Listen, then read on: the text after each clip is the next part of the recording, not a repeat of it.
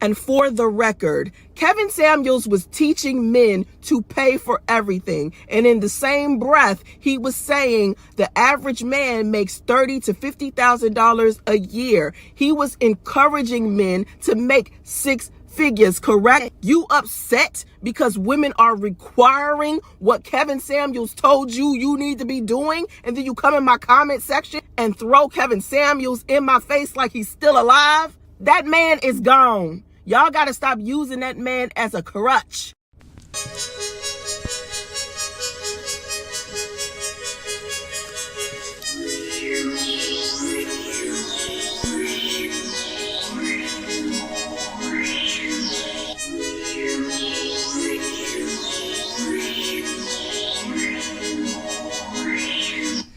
We know the truth of what you really wanna do. All this live stream talking, not telling truth. Quoting stats like those numbers make it a fact. Those women never would've picked you even where you're at. Winter's here and it's here for you indefinitely. You turn your back on your own damn community. We see your comments in the chat and it's hate speech. You mad at women cause they didn't pick you in their sheets. Then your doctor writing script cause the dosage off.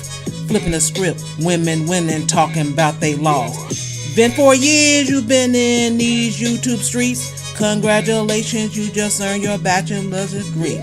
You wanna clap them cheeks, you wanna clap them cheeks.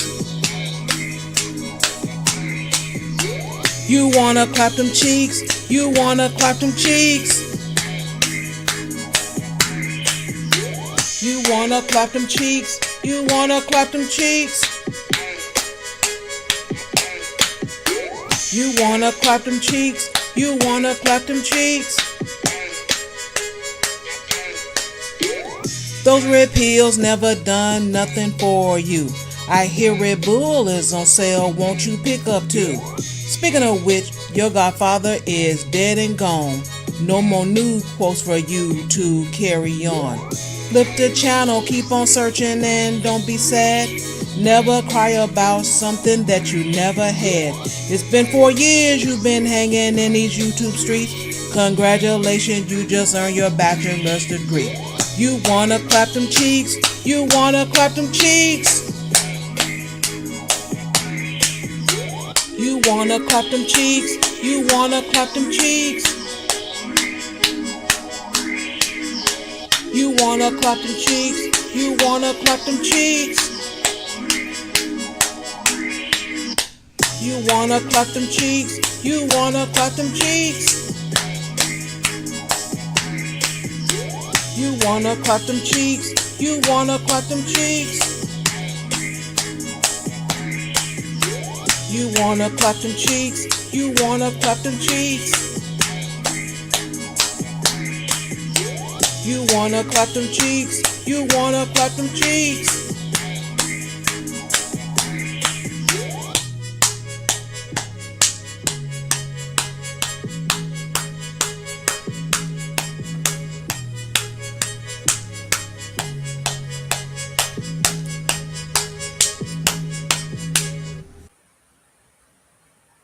Greetings, greetings, greetings, TGIF everyone. What's going on? What's happening? How are you?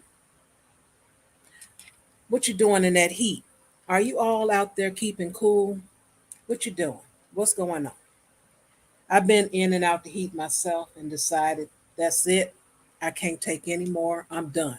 After yesterday's walk, I'm like, oh no, I got to stay inside. I can't do this. It's too much for me. Just too much. But I hope you guys are enjoying your beginning of your weekend. Hope you had a great week. And so much is going on. I don't know. The news is just back and forth, back and forth. There's so much going on. You can't even keep up with it. You just can't. But, we do what we can, and we can what we do. I will say this.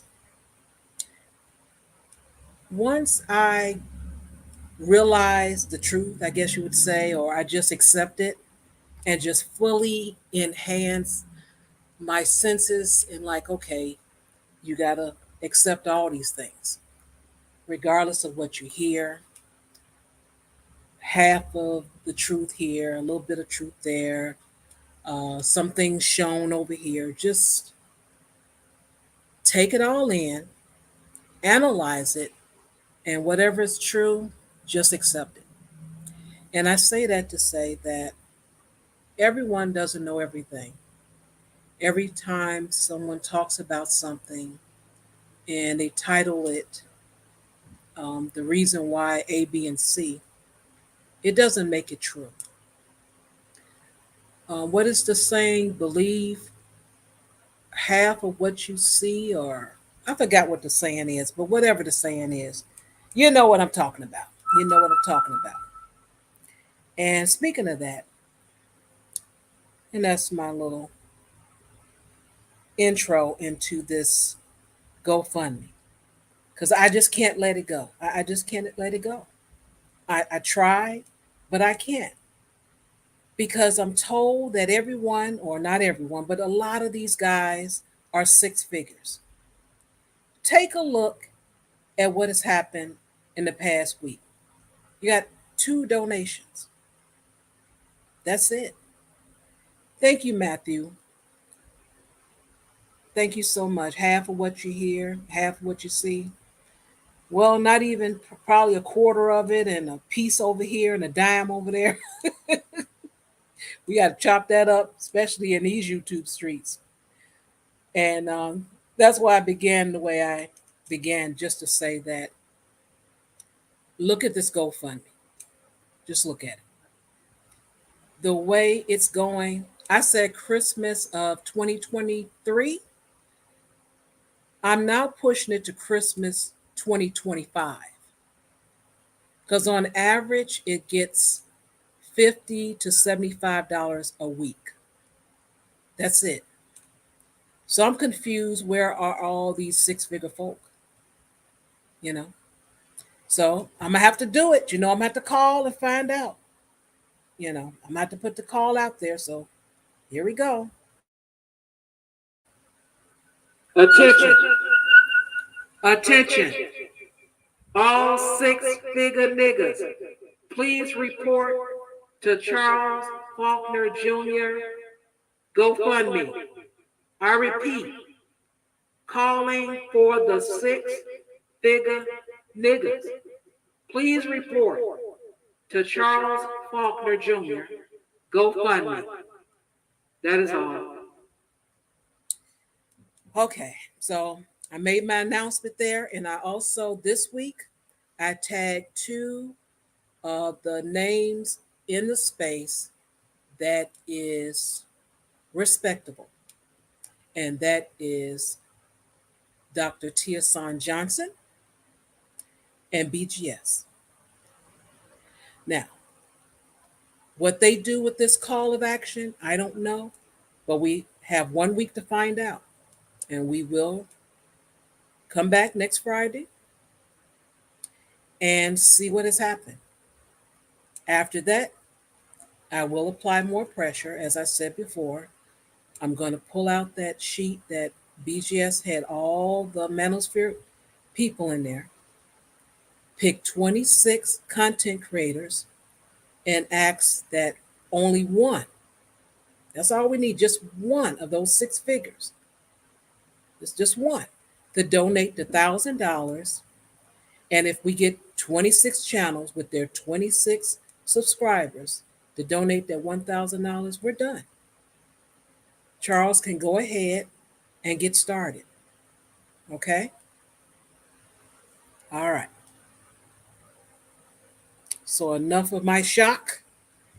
I'm still in shock, but, I was holding on for dear life, hoping, praying, believing what I heard, that they care. But, hey, I got to look what's before me and see the numbers right there. So let's go ahead and get started with our show. We're going to be talking about women's physical health, and that does include sex. Some people don't think it does, but it does. So we're going to start off with a little formalities and then move on into the other stuff. So Without further ado, there is Classic Ruby and our guest tonight, Miss Amaadi.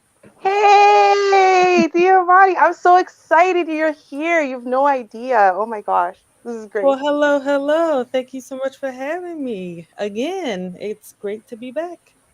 Always a pleasure. Always a pleasure. This is gonna be a great night. Girl, I got some weird questions for you too. I do. My sister fell down some very interesting health rabbit holes in the last year. Oh, And okay. so I want to ask someone who knows something about them. So trust me, my questions are going to seem crazy, but there are people out there believing stuff and doing stuff. So we got to ask someone, you know? I don't Okay. know.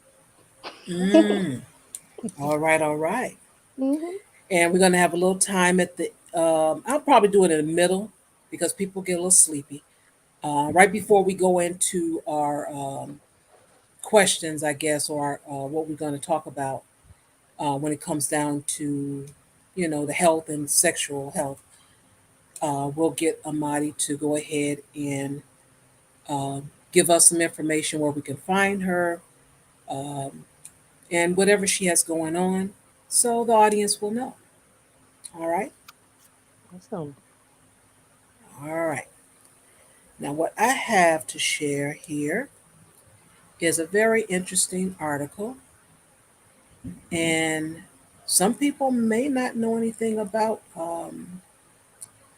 women suffering when it comes down to the monthly cycle.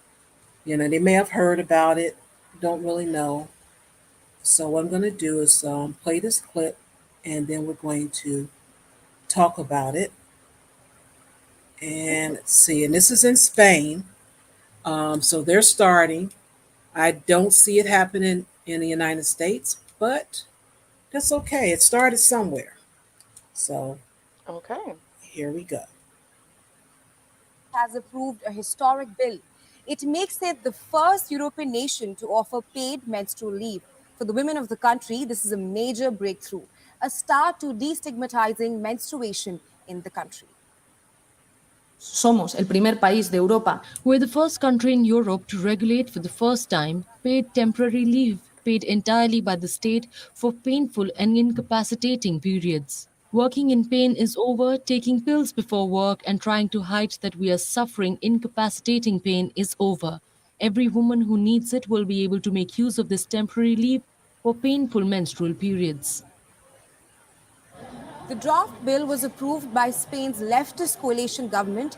It now offers a state funded menstrual leave for women. It means that those experiencing period pain can take as much time off as they need, with the state social security system picking up the tab for the sick leave. The sick leave will be allowed with a doctor's note.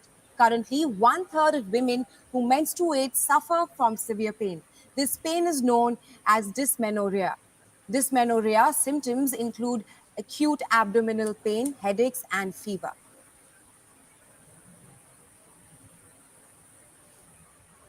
Es un dolor que se siente. Oh, okay, I don't know, understand that, but that's enough. That's all we need to share. But um, being a '70s kid, I've heard it as early in early '70s. Didn't know quite what my mom was talking about because I'm a little girl. I'm not sure what she's talking about. And then as I'm getting older, we hit the '80s, and I have some 13, 14-year-old friends that are talking about they don't feel well and they need some Midol. And then I'm hearing other stories where, well, they can't go to school and they'll be off for a week, and just a lot of different stories. And then, of course, when I got to my teenage years, my mom, um, she shared, of course, more with me about family members and what they have gone through. So it is definitely a thing that is real. I know men may not understand it unless they deal with a woman in their life that has, severe, can't get it out, severe pain, headaches, sweats, or whatever, they're symptoms are.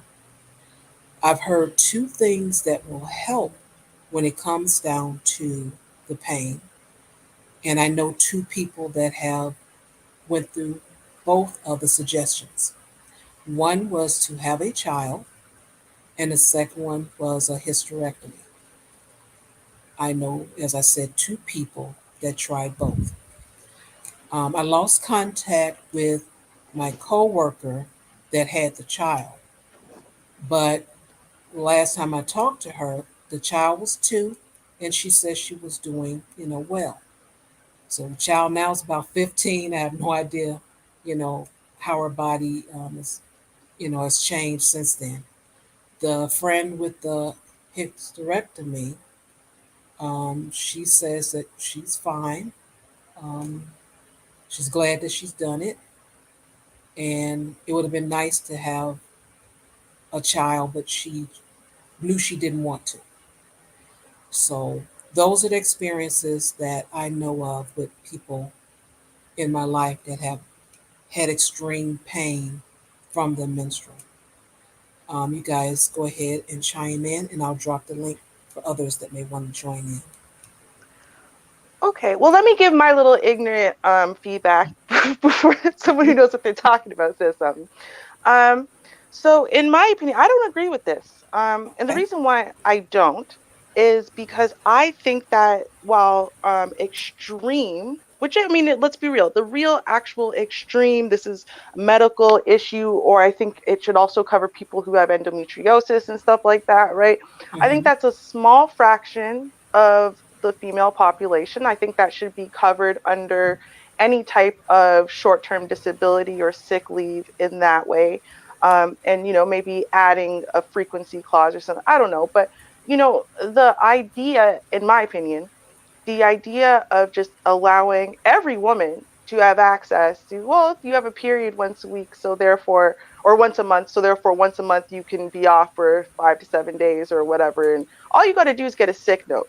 And for anyone who's ever gotten a sick note under false pretenses, all you really have to do is pay for it and you can get the sick note, right? So Mm. I just kind of feel like it is going to open up the door to the other like 80% of the population who just wants to not go to work and get paid for it, or have a free vacation, or in essence wants to, like, when I was 12, when my period started, whatever, I really felt like I was dying. And one of the things that you do at first, well, at least that I did at first, was I stopped moving. Like, I just stopped moving altogether. Like, I'm in a ball. I'm a little bit low key traumatized and horrified by the situation. And yeah, you got the cramps, and so you're almost scared to move. You don't want to make it worse.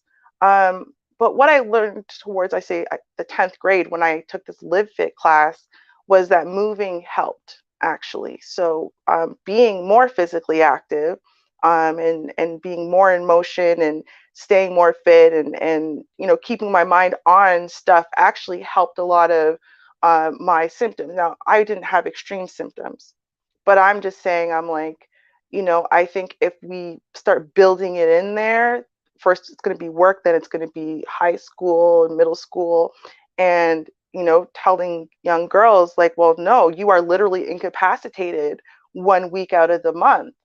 I feel like that's backtracking, because that's literally what society did do for a while. Like, while you were bleeding, you were incapacitated, you were subhuman during that week, right? And I just feel like we're going back there a little bit. So that's my opinion. All right. Well, I okay. So I was actually on the fence with this, and I was like, I was uncomfortable because I wasn't extremely decisive about this. But Ruby said it, so Mm-hmm. I'm gonna kind of have to agree with well, a lot of what Ruby said. My very first thought was, yes, there are women who have. Can you hear me? Yep. Okay, sorry. Yes. There are women that do experience aggravating pain on a monthly basis, and it's attributed to um, their blood flow, their menstrual cycle. And then my next thought was, but how many of these women would probably abuse this new policy that's been Hmm. legislated? Um, I don't know why I thought that, but there's always a small percentage, or I'll just say a percentage that might abuse or take advantage of this new policy.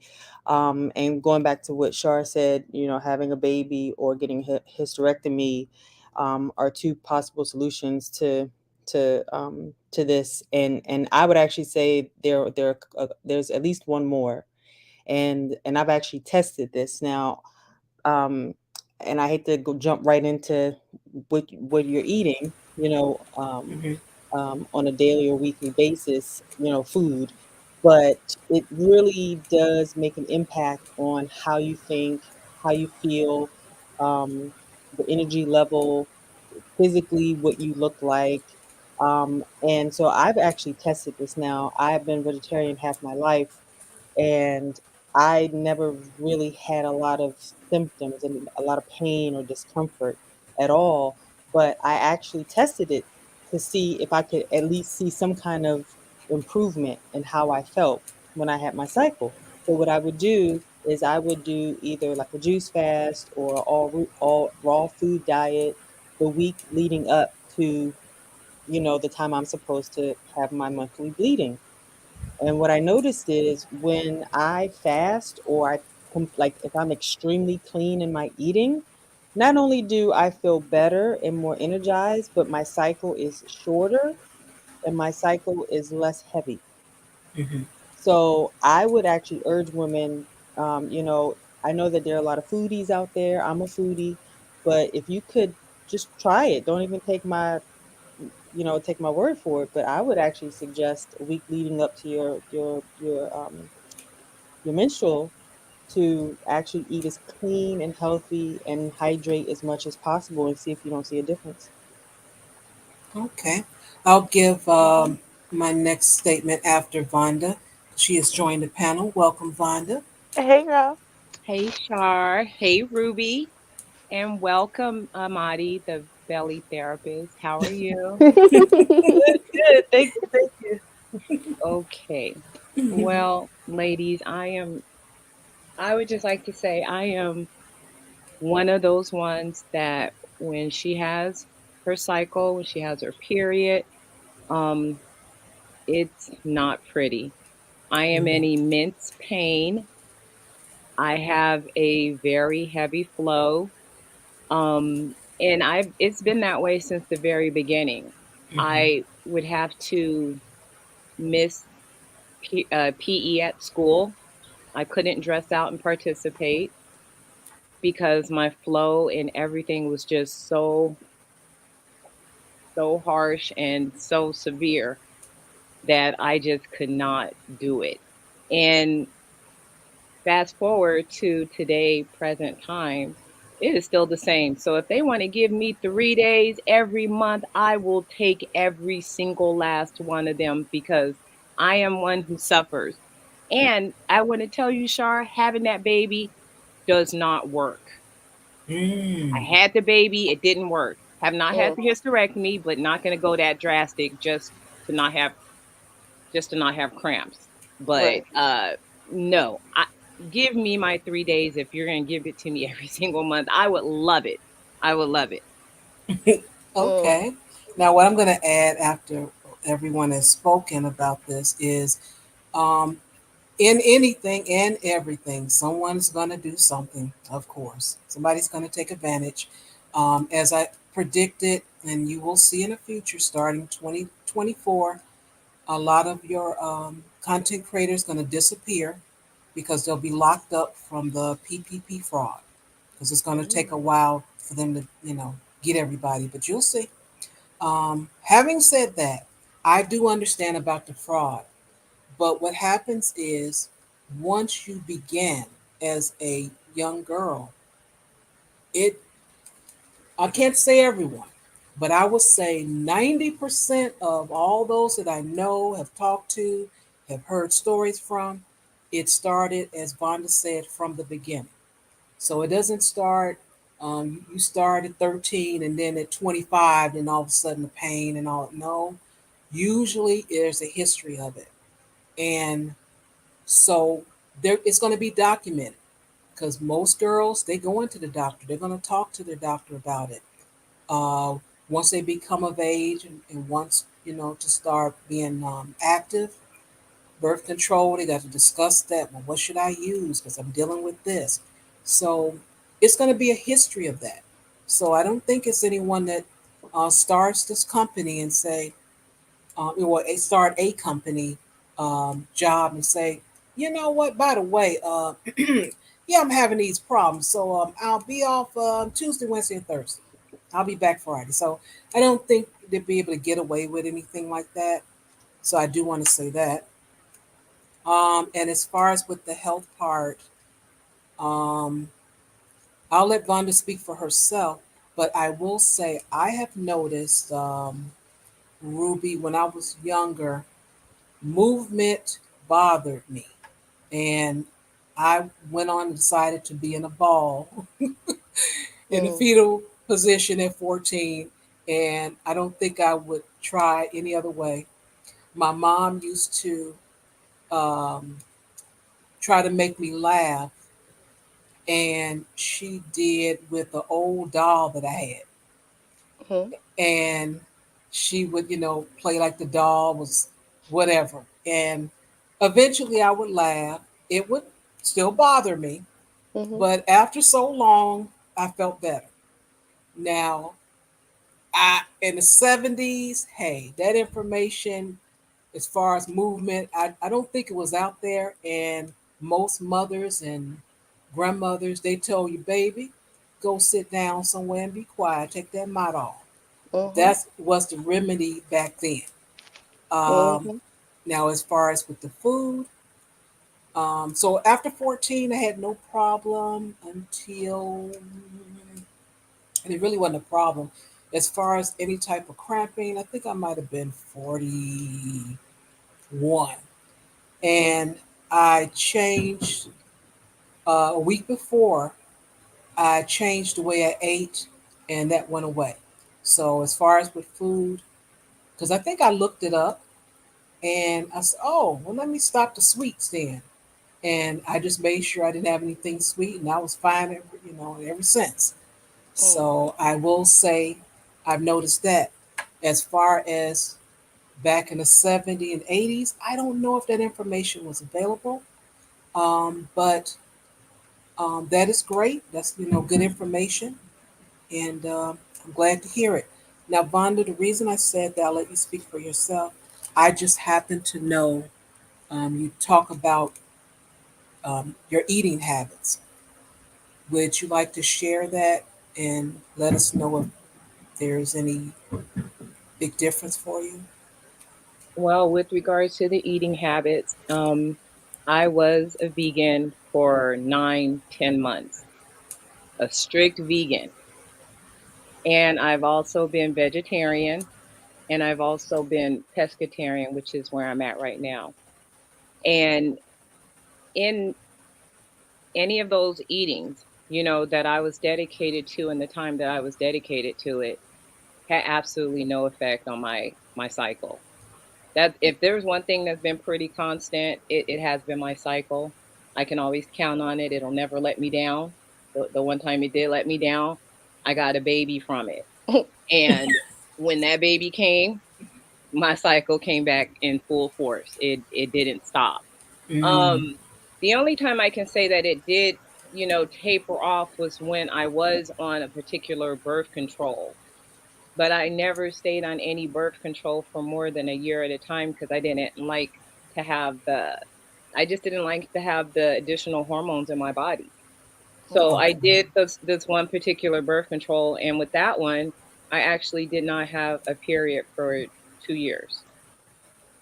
It Mm. was a year that I was on it, and then it took a year for my period to regulate. So I didn't have one, so I didn't have cramps. But guess what? When it came back, it came back.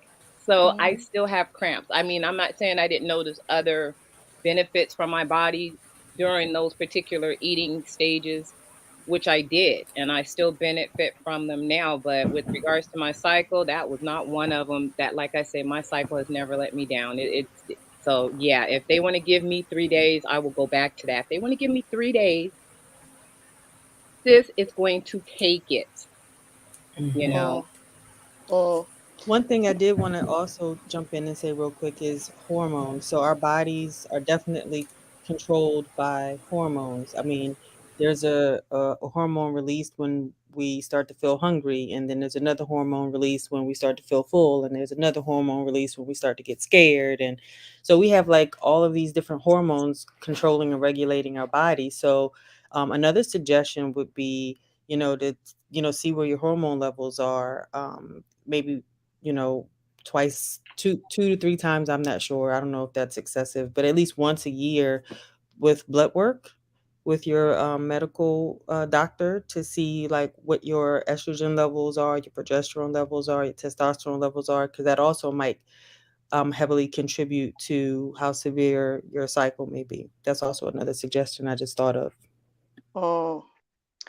Uh, well, I wanted to add in. So there's a content creator. Her name's Michelle McDaniels, and I bring her up specifically because she used to talk about like her periods were like the worst. She was completely shut down. The pain was unimaginable, and she's only like in her early 30s, and she actually just had a complete hysterectomy for that reason. It's because she had endometriosis. She had pretty severe endometriosis.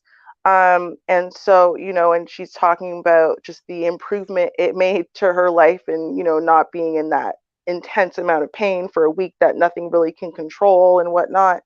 And I think that that is part of the issue when we're talking about whether or not people would be able to abuse this rule or whatever. Well, the problem is, for example, you develop endometriosis over time. You're not born with it necessarily. So at any time, that could kick in. Same thing with polycystic ovary syndrome. Lots of people present with it early, but some people don't present until later, or they don't start experiencing really painful cysts until later. And then there are other unknown causes that can start later on in life. Or maybe, for example, someone was on some type of birth control uh, from very young. A lot of people do this actually. They start very, very young, long before they're sexually active, on some type of birth control that gives them a minimal amount of periods a year, very light ones and whatever. So it's only once they get off the birth control that they find out, wait a minute, the hell is my body's attacking me. So I think the problem is that they could not put a restriction on it to say you have to have a history from your childhood and da da, which is why they said all you needed is a medical note, because it could be the first time, it could be something that's new within the last 3 months, it could be caused by anything from cancer to some other part of your system breaking down and it affecting other types of regulation. I mean, I think that's the problem is these things are so individualized, right? So, for Yeah. example, if I were to go and just be vegan, this is really crazy and like really crazy. If I don't not only take iron supplements, but if I don't eat high levels of both plant and meat protein in the time right before and during um, my cycle will just stop itself. Literally, it will just stop and it will pause itself until I eat more protein and iron. I'm not even kidding. It could be weeks. I've actually tested this out. It could be weeks. It could be 4 days. It could be 9 days. It could be 3 weeks. And as soon as I eat that protein and iron again, it comes right back. And so, even just from but I have conditions, so it's like it's so individualized, and it's like, yeah, Very you've got true. the average and what's normal, but let's be real. Medical science doesn't even know what's normal. They mostly ignored our physical bodies, our reproductive system, and how they work and how they affect us for the majority of the history of medical science. So, what's normal? They don't even know. They don't know what causes fibroids. Like, it's crazy how much they don't know about the female anatomy and how it works. So, And I thought I had fibroids. I'm like, well, gosh, maybe that's why I have such bad cycle, No. And, I would have my regular annual. Everything is normal. I'm mhm. like, are you sure? Like, yeah. But I'm like, okay, all right. So the cycle is just what it is. What it feels like for me, you guys, is I go into labor every single month. I've Mm. had one child, and when I had that child, when I went into labor, I thought I was starting my period because that's what it felt like. So I go into labor Oh, every single month. Every Wow. single month I go into labor 12 times a Ouch. year. No, Yeah. thank you. And see, that's why I said, you've heard so many different stories growing up, and there's going to be someone in your family, whether it's a mother, sister, cousin, aunt, grandmother, someone is going to experience that normally, and you'll learn what's going on. You're like, what is going on? And you just feel so sad because there's nothing you can do. You can't you can't make them eat it away. You can't give them medications a lot of times. It's just going to make it stop. And I really think Midol was just a joke. I think their children aspirin probably is stronger. Yeah, Midol didn't work for me. Um, Yeah, that was a Pamprin, joke. Pamprin worked, but Midol didn't do anything. Yeah, and I was 14, so I wanted that company to go out of business. So, Mine all worked for me, whereas in other things didn't work. Um, mm, I was very acutely aware the second it would drop out of my system, be like, nope, need more Midol. And then, like, a few of my friends were like that. It's like we would have like boxes of it in our lockers just in case. Like you just knew the ones who had Midol, so you'd be like, yo, started early. You have an extra Midol, like like it was like okay. dealing around high school. Yeah. But there's like I said, there can be abuse and everything, but there are a lot of women that suffer. So I'm happy for them. If it gets goes too far, they'll know what to do. They'll figure it out. So more power to them. Yeah, you just learn how to deal with it. I mean, there are a lot of inventions out there. I remember when they came out with those like heating pads, Hmm. that you could stick to your body. And they used to have one that was specialized for, when you were, on your cycle for cramps. And that's where you put Hmm. it. Of course, there were warnings, don't Right. sleep with it on, that sort of thing. But, I would get those. Those would be great, or the old fashioned hot water bottle, that was great. But That yeah, stuff Yeah. never did much for me. It's almost like I would have needed to put them inside of my skin, and deeper, closer to the root of the problem for it to have worked. I don't know. They didn't work very well for me personally, but see, that's what I'm saying. It's so individualized. yeah. There Hmm. was no Um, one remedy. I had to do double ups on remedies because one just didn't work. So it was like a whole concoction. I had to have this, that, and that. And oh, wait a minute, let me not forget this so that this, 3 to 7 days can run smoothly as possible.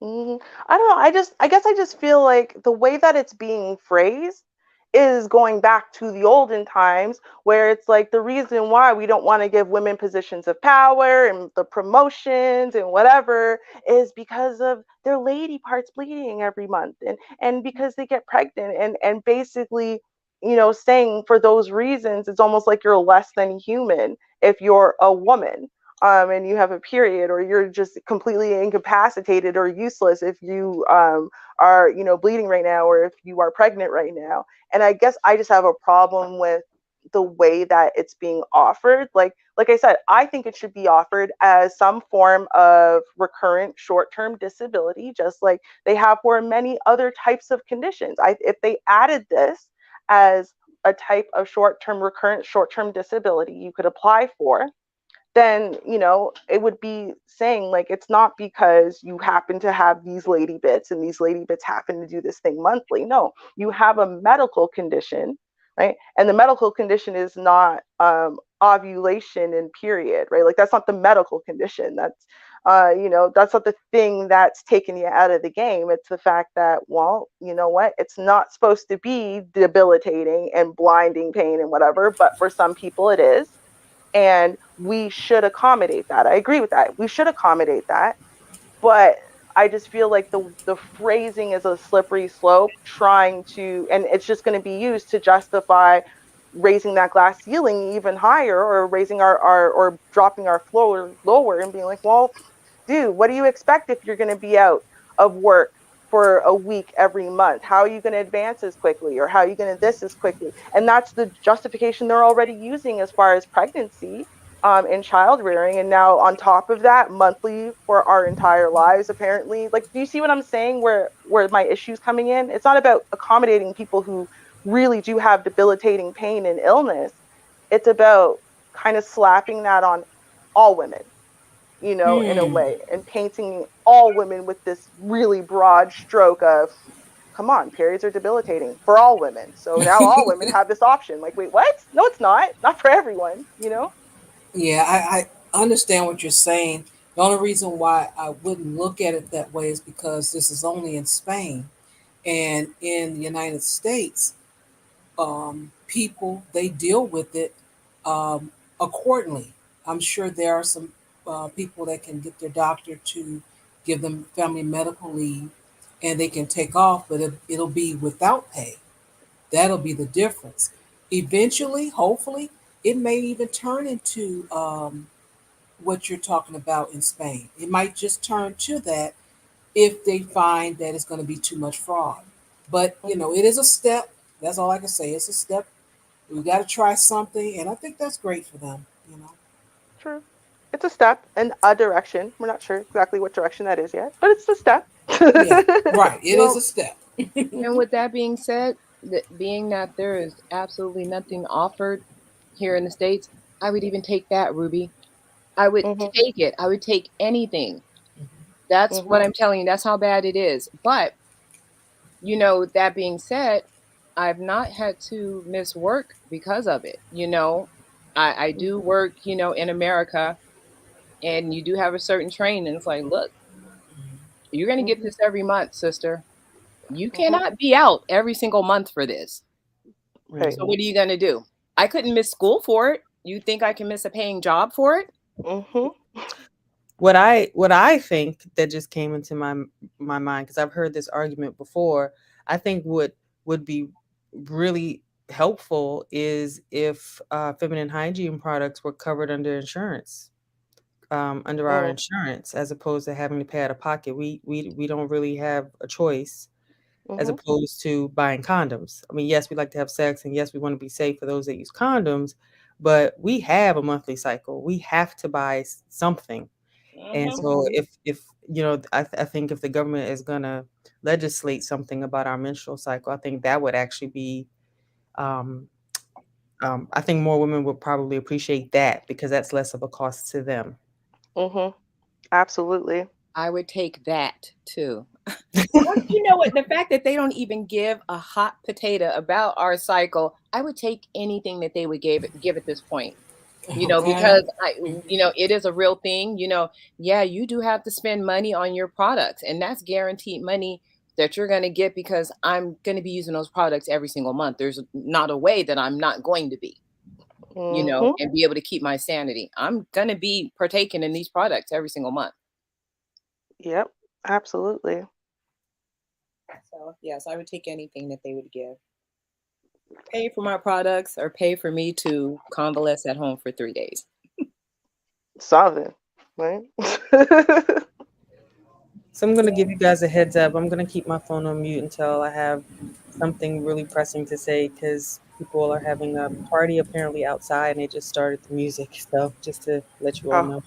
Oh, okay. Well, Thank you. no problem. Mhm. We're gonna move on, I guess, to the sex part of it. Um, okay, so let me share my screen. So I don't Ooh. know. People like my stories. Quiet, Danteezy, quiet. He's about to get started, you know it. Yeah, yeah, yeah. Mhm. But I don't know. I'm not embarrassed, because if you don't know something, you just don't know. That's the way I look at it. And there are just some things that I don't know, and sometimes it takes me a while to ask. That's the other thing. So there was, let me see, I wrote it down to go in order just to get to the darn thing. Um, that's the question. Okay, well, let me start back. 2005. Yeah, let's start my story back then. So 2005, Me, my friend, and her now husband was in the car. We were going somewhere, and I guess we went past this hotel, motel rather, and we mentioned it because I think maybe it was going out of business or it was pricey or something other. So, some kind of way, her husband goes into the music that was played in porno tapes. So he starts off with, Ponchka wow wow, and then I joined in. So the car is filled with Ponchka now wow, and so my friend is just having a good time laughing at us. She just having a good old time. So I was saying, well, we all know because at the time we were active when we got about 19 or so. So in '86, um, it didn't matter what motel you went to. It just did not matter. West side of Chicago, south side of Chicago. You were going to hear this particular porno intro to the darn tape. Let's talk about black chicks, black chicks, black chicks, black chicks. Oh, I'm like, What? I kid you not, that's how it came on. So, me, I'm 19 with my boyfriend. He goes to the, what you call it, the TV, turn it on, and that's what we hear. Let's talk about black chicks, black chicks, black chicks, black chicks. I'm like, what the? So, Exactly. so I didn't really pay any attention to it.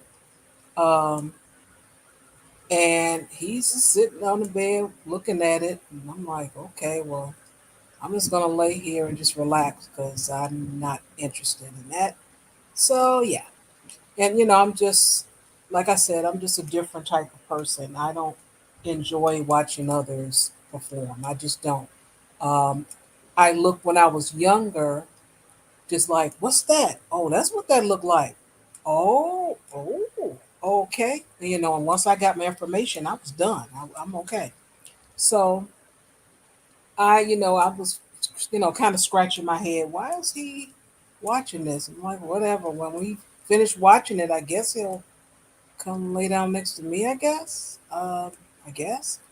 So that was the point of the Black Chick song. So my friend, she was telling me, she said, "Girl, now this was in 2005. We were having this conversation."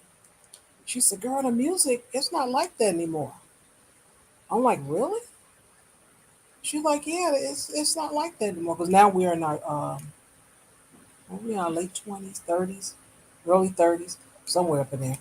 And I'm like, "Really?" She said, "Yeah, the music is much different now. It has like a jazz sound." I'm like, "Oh." I said, "Well, I ain't been, since forever, and I don't watch it, so I didn't know." And she said, "Yeah, they done moved up in life." I said, "Okay." So I'm saying that just to say that I'm behind on a lot of things when it comes to that because that guy was with Don Teasy was from age 19 to 30. So that's all I know was him. I didn't know nothing else. So when it came down to experiencing different things, I didn't know because I just didn't know. So I'm sharing my screen. Why is it not working? Oh, okay, there it is. Share screen. So this is what I noticed. I was binge watching Power about a month ago. I think. Let me see. Was it the 1st of June or the end of? I think it was the end of last month, end of May. So I walk away to the kitchen because they were getting ready to get down. I'm like, oh, okay. So I get up, go to the kitchen, whatever, get some water, whatever I was doing, and I come back. So at this time, let me point to it so you can see it. This woman, she has her bra off. So that's when I came back in. She had a bra off. So the thought came to my mind. I'm like, why is everyone in this show got small breasts? And I just stopped. I just really stopped and thought about it. I said, okay, that girlfriend and that. Wait a minute. Everybody in this darn show got a size A cup. That's all they're hiring is people with small breasts? Oh, well, maybe so. So, what I wanted to point out is it was this couple here. They started, I don't want that because it got music in it. So, they getting ready to get down, and she's on top of him. Now, I will say that, in my opinion, most times, sex is silent. Usually, you get cues from your partner. They don't Mhm. actually say, turn right, turn left, put your leg Right. over here. It's silent. So, I'm already a quiet person. So, it really doesn't help me much. That's all I can say. You have to say something to me. I'm very literal. You have to just spell it out. I can't always quite understand. I'm like 5 years behind. 5 years to go past. I'm like, oh, that's what he meant. Oh, and I'll give you an example. When the guy says, he would ask me a question, he would say, what you say?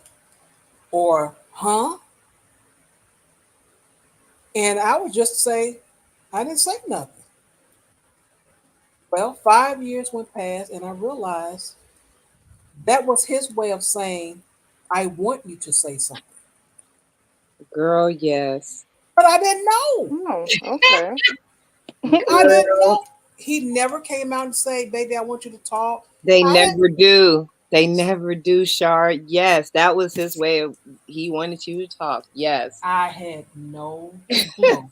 Whole 5 years went past. I didn't know. I didn't know. So once it hit me and I realized it, I'm like, okay, now I got to do it. Okay, I got it now. So I'm always behind because, like I said, I'm just behind. So what my question is, when I came back in the room and the bra was off and they in the bed and she's on him, she's riding him, but she never leans forward. Now I know every woman is different. Every woman likes something different, but I really would like to know because I don't know. Is that, I don't want to use the word normal. Is that something? Is that the position? Now, I mean, I don't mean just, I mean straight up and down. Not you don't lean on his chest, you don't lean back. I mean just straight up so the camera can capture you. Is that really how it's done? Or is that just for the camera? That's for the camera. I mean, Okay. Mhm. that's for the camera. Okay. All porn is just for the camera.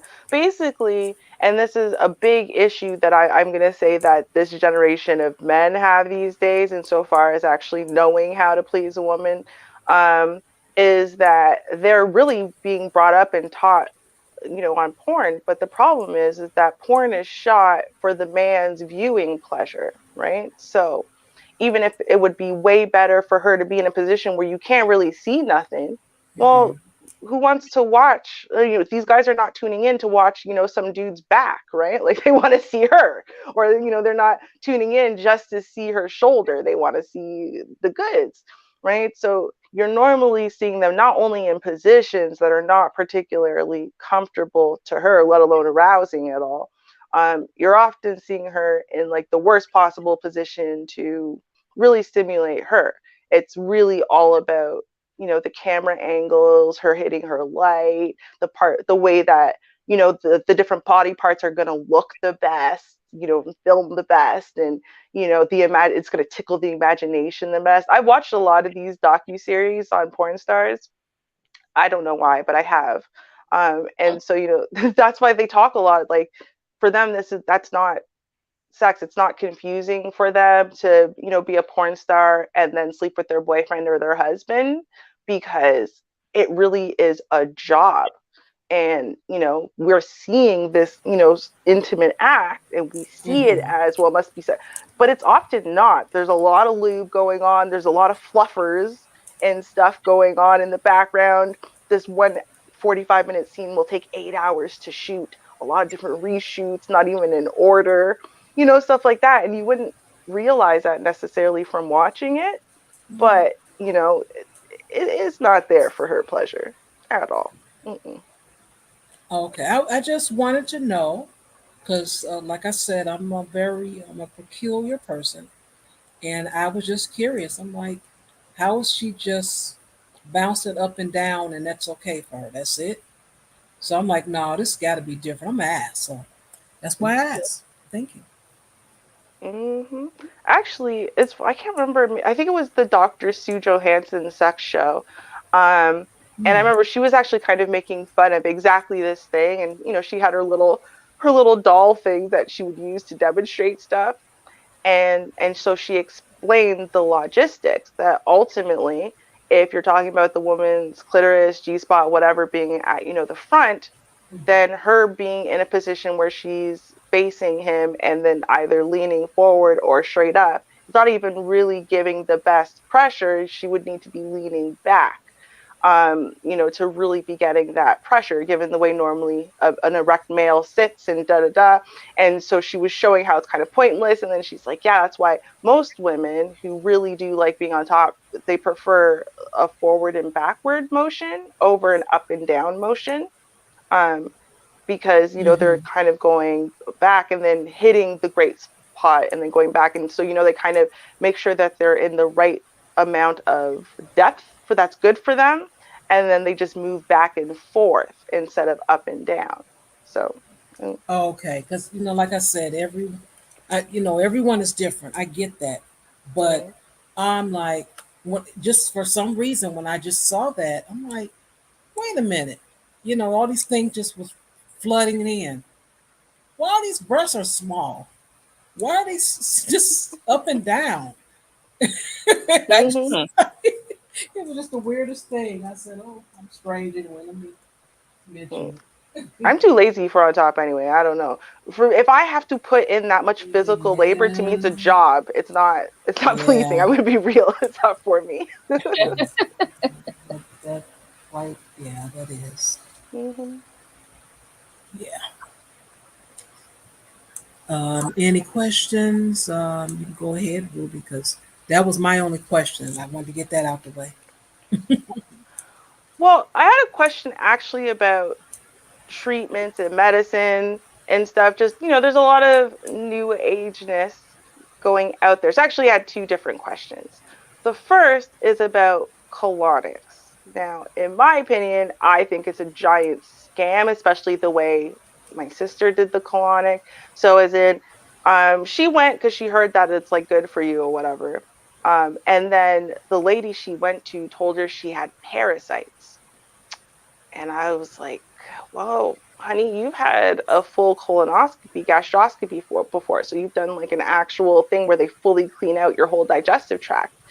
And then the colonic lady said, well, no, that doesn't get the parasites out. You have to do a colonic to get some of these parasites out because they hide from a complete cleanse. And I was like, okay. And then I feel like they just scammed her until she ran out of money. And then they kept telling her random things where another parasite she was able to evacuate and stuff. And so I feel like she was scammed. But I want to know, is there actually any benefit, a real benefit at all, to doing colonics in any way? And if so, what would be the beneficial way? I guess that was that for me, Yes, Ruby? it was for you. Okay, so a hydro I have had hydrocolonics done several times, and I'm not a big woman. I don't have a big stomach, and I saw a huge difference from so many standpoints. Um, yes, no, it is not a scam. It is not a Okay. scam. It's done right and properly. It's very gentle. It's very soothing. It's very healthy for the colon. It's a certain temperature of water, a certain pressure of water for a certain period of time where it goes um, up through the anus. Mm-hmm. And she'll say, okay, she'll she'll say, okay, hold it for a minute. And when she says hold it for a minute, because you have this sensation of wanting to poop, because there's water going up into your up through your anus into your intestinal tract, your colon, and you have the urge to push and to release everything. But in order for it to be really effective, she says, okay, hold it for 10 seconds and then you can release. And what that does is it allows the water to saturate all of the feces, all of the fecal matter that has just kind of either been stuck there, or rotting food, or whatever's been kind of just in your colon chilling, because a lot of us are walking around with um some nastiness in our colons, and that's part of the reason why we might have a belly that sticks out, or bloating, constipation, all that kind of stuff. So um, no, it is not a scam, but I wouldn't go to just anybody. Just like I wouldn't even go to just any Chinese restaurant. I'm not going to go to just any hydrocolonic practitioner. Right. Um, so no, and I'm speaking from direct experience. So it made me feel better, lighter, clearer, flatter stomach. And in terms of parasites, so parasites is a tricky thing, because I would say the vast majority of the human population have parasites in some form or another. Last year, I had hookworms, had no clue whatsoever, because of course they don't teach us this type of stuff in school, how to identify symptoms Mm-hmm. related to anything about our bodies, how to listen to our body and what is our body telling us, and to act accordingly. And parasites, I would definitely say, should be in the top 5 of things we need to learn about in terms of identifying whether or not we have parasites. Mm-hmm. So I don't, and I actually agree with what the practitioner told your sister, I believe. You can't really necessarily get rid of all types of parasites through a hydrocolonic. There are certain detoxes and cleanses that you have to do. There's certain foods and even temperatures, in my case, that you have to refrain from digesting, because parasites, they love some love sugar, some love yeast, some love um, cold food, some love hot food. So it just depends. So if you have like severe sugar cravings, there might be a sign that you have yeast, or a certain type of parasite. If you have distended belly, that could be a sign you have parasites, because if you have and I'm not saying in every single case if you have a craving, or in every single case that you have Right. the belly that sticks out, but I mean, there are some telltale signs that someone has parasites, and I don't believe all of them can be eliminated from the body with a hydrocolonic. Well, no, the woman said that the only way to get rid of parasites is through the colonic. So like when my sister had done I can't remember, like when like if you were to do a colonoscopy, you have to do the whole cleanse thing first. Right. The woman said that there was no way that got rid of any of the parasites, even though she had just done one a few years ago. And then they told her that she had had these parasites for 15 to 20 years growing, that there was like 7 to 10 different types of parasites that they had found, and that she had to come in for a series of, it was like 8 to 12 colonics, like one a week or something over the course of 8 to 12 weeks. And then they said they had never seen such a bad case as my sister's, and she had to continue going for an additional, like, it was a 22 weeks in total, So weekly. I think that's excessive for the colon. Once a week, I think, is extremely excessive. I Okay. think that's, to me, just, I mean, I'm not a practitioner, I'm not licensed, I can't diagnose, but the woman that I go to, she sells maybe like a pack of 3 sessions, but it's over the course of the year. Oh, It's almost like a facial, right? You go get a facial and they say, okay, we'll see you in like 6 weeks or 7, because your face has to heal. right. So you don't get a facial once a week. I don't think you should get a hydrocolonic every week.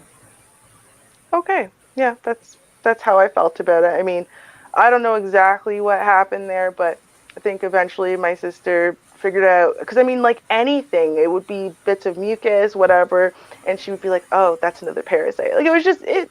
I mean, it really was very scammy, like what my sister experienced. But I was like, okay, maybe there really is some type of benefit. So I wanted to, rather than just writing them all off, I wanted to see, well, is there a benefit, or is it. Yeah, I would say if the way if their procedures and their practices are in check and professional, and how if she's feeling well provided for and feeling safe, then and then even reading some of the reviews of other customers, previous customers, checking with the Better Business Bureau, because this thing is being inserted inside of your body, and you Mhm. don't want to just go to anyone, that's especially someone that's trying to like push dozens of sessions on you. So yeah, I would yeah, be careful about that. And tens of thousands of dollars of vitamins, minerals, teas, whatever, that were all absolutely necessary to get rid of these parasites that I'm positive she didn't have. So, And Mm. yeah, and you can't get rid of parasites with vitamins and minerals. Just I'm saying like thank you. supplements. I'm just saying, for those who are listening out there in these YouTube streets, as Char says, Hmm. please, you cannot go and get yourself some vitamin C off the shelf and think you're going to get rid of the parasites. Right. Oh, and to speak about what you said is true, because I had not only like quote unquote fully grown female parasites, I had eggs as well. So even if Mm. we killed off like the mamas, I got babies that haven't even been hatched yet, so to speak, that are all in Hmm. my digestive system. So, it is possible to have several different types at several different stages. Mm. I mean, I agree with that. I had worms when I was a kid. They were like the little teen, not the tapeworms, but the little teeny tiny ones from eating a fruit in Jamaica off the side of the road. Like someone selling them off the side of the road and just pick it up off the side of the road. Anyway, yeah, that started a Like, just life. pick it up. Yeah, like Ray, I was like 10 years old. They're like, yeah, sure, just eat that off the ground. It's fine. No, no, no. Was a person selling, I think it was dragon fruit or star fruit, some type of fruit. And that started my lifelong I don't eat fruit anymore thing. Because I was really horrified, right? Um, like when I found out that that's okay, there's actual, thousands or hundreds or whatever, these little teeny tiny worms inside of me, and I can't just get rid of them. Like I have to just live with this knowledge and take these pills. Oh my God, I couldn't live with myself. I was like throwing, like, when you're like really gonna have a psychotic break, I thought I was gonna lose my mind for sure, right?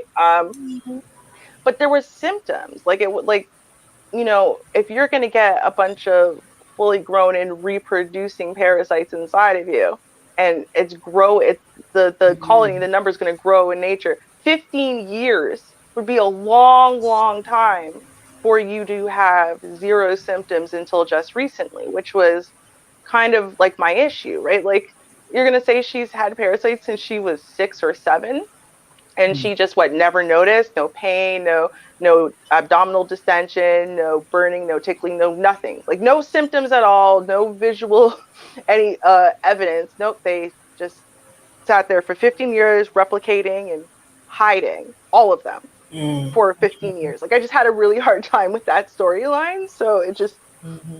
I think that was kind of where I balked immediately, especially when I found out how much money this was costing. And how they kept telling her how special she was. Like, I know Oh, it's she weird. was special. Yes, she was. She was paying their rent. Of course, she's special. Yes, Hmm. she's a special kind of sucker. I love her. I do. Oh, But she moved to the West. She's not near the family now. She has a young baby, and she's become very indoctrinated by internet speak, just in general. Like, she thinks if you got the vax, shall we say, that you getting it, somehow your body can now physically attack her body and her baby's body, with the with the spike protein. She thinks it's like a weapon. I don't know, it's very like, I don't know, she got really caught up down some algorithm, and now she's stuck there, and I don't know how to get her out. But mm, I also don't have necessarily enough knowledge in some of these things. So the other thing she's now in, right? Because you said, well, this is all going into your body. And so she found something that was less risky because it's not going into your body, it's happening outside of your body. So I wanted to know if you knew anything about this and whether it has any validity at all. So now she's into frequency medicine. Do you know anything about that? It depends on what you mean by frequency. It could be light, it could be music, it could be color, it could be sound. It depends on what you mean by that. Well, I'm not sure if you could actually hear it. Um, so I would assume it would be a sound wave, and the reason why is based on the fact that she said you don't even actually have to be near the device or next to the device. You could be like somewhere else, but once it's programmed the special frequency of your body Oh and boy. whatever, it could send that Is this the frequency egg? healing. Is Hmm? this the harmony? Is this the egg? The harmony egg? I haven't actually seen it. She just told me about it. So she said frequency medicine, like it could treat her, her kid, her dog.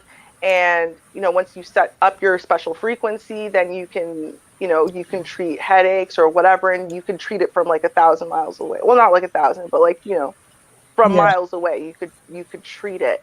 And so I wasn't sure. I mean, because I didn't even know what she was talking about initially. It was a frequency medicine. I thought it was like a brand name of like Tylenol or something. You know what I mean? Like I didn't know what it was. So Yeah. I looked it up and it was like, oh no, they mean frequencies, like just sending out frequencies. And then like she thinks they're so super powerful that when she broke out in hives all over her body from head to toe, she didn't attribute it to the walnut tree growing in her front yard. She's allergic to nuts, by the way.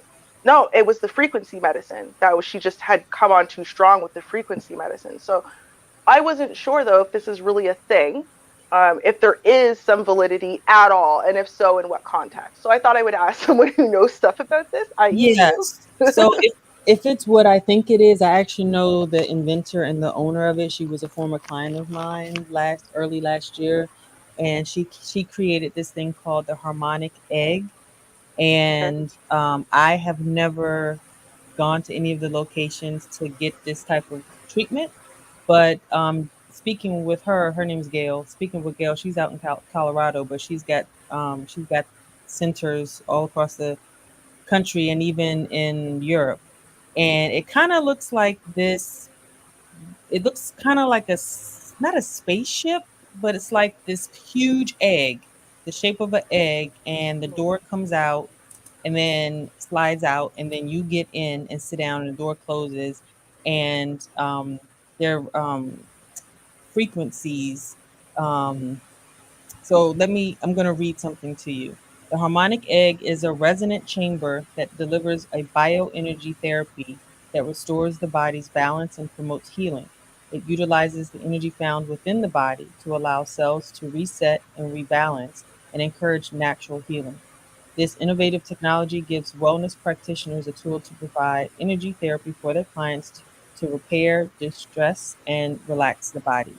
And so the energy um, of sound, light, and color is used to as a restorative biohealing therapy. So they're using light, sound, and color, and that's why I asked um, which when you said frequency, I wasn't sure like what you were specifically saying. So it sounds like this is what she's talking about because I was talking to Gail about some issue I was going through, and she was like, "Well, if you can't get to one of my centers, just we can schedule some time, even though you're not going to be there, and we can have it programmed, to fit you, and then it can be those energies can be sent to you from wherever you are." I was like, "What?"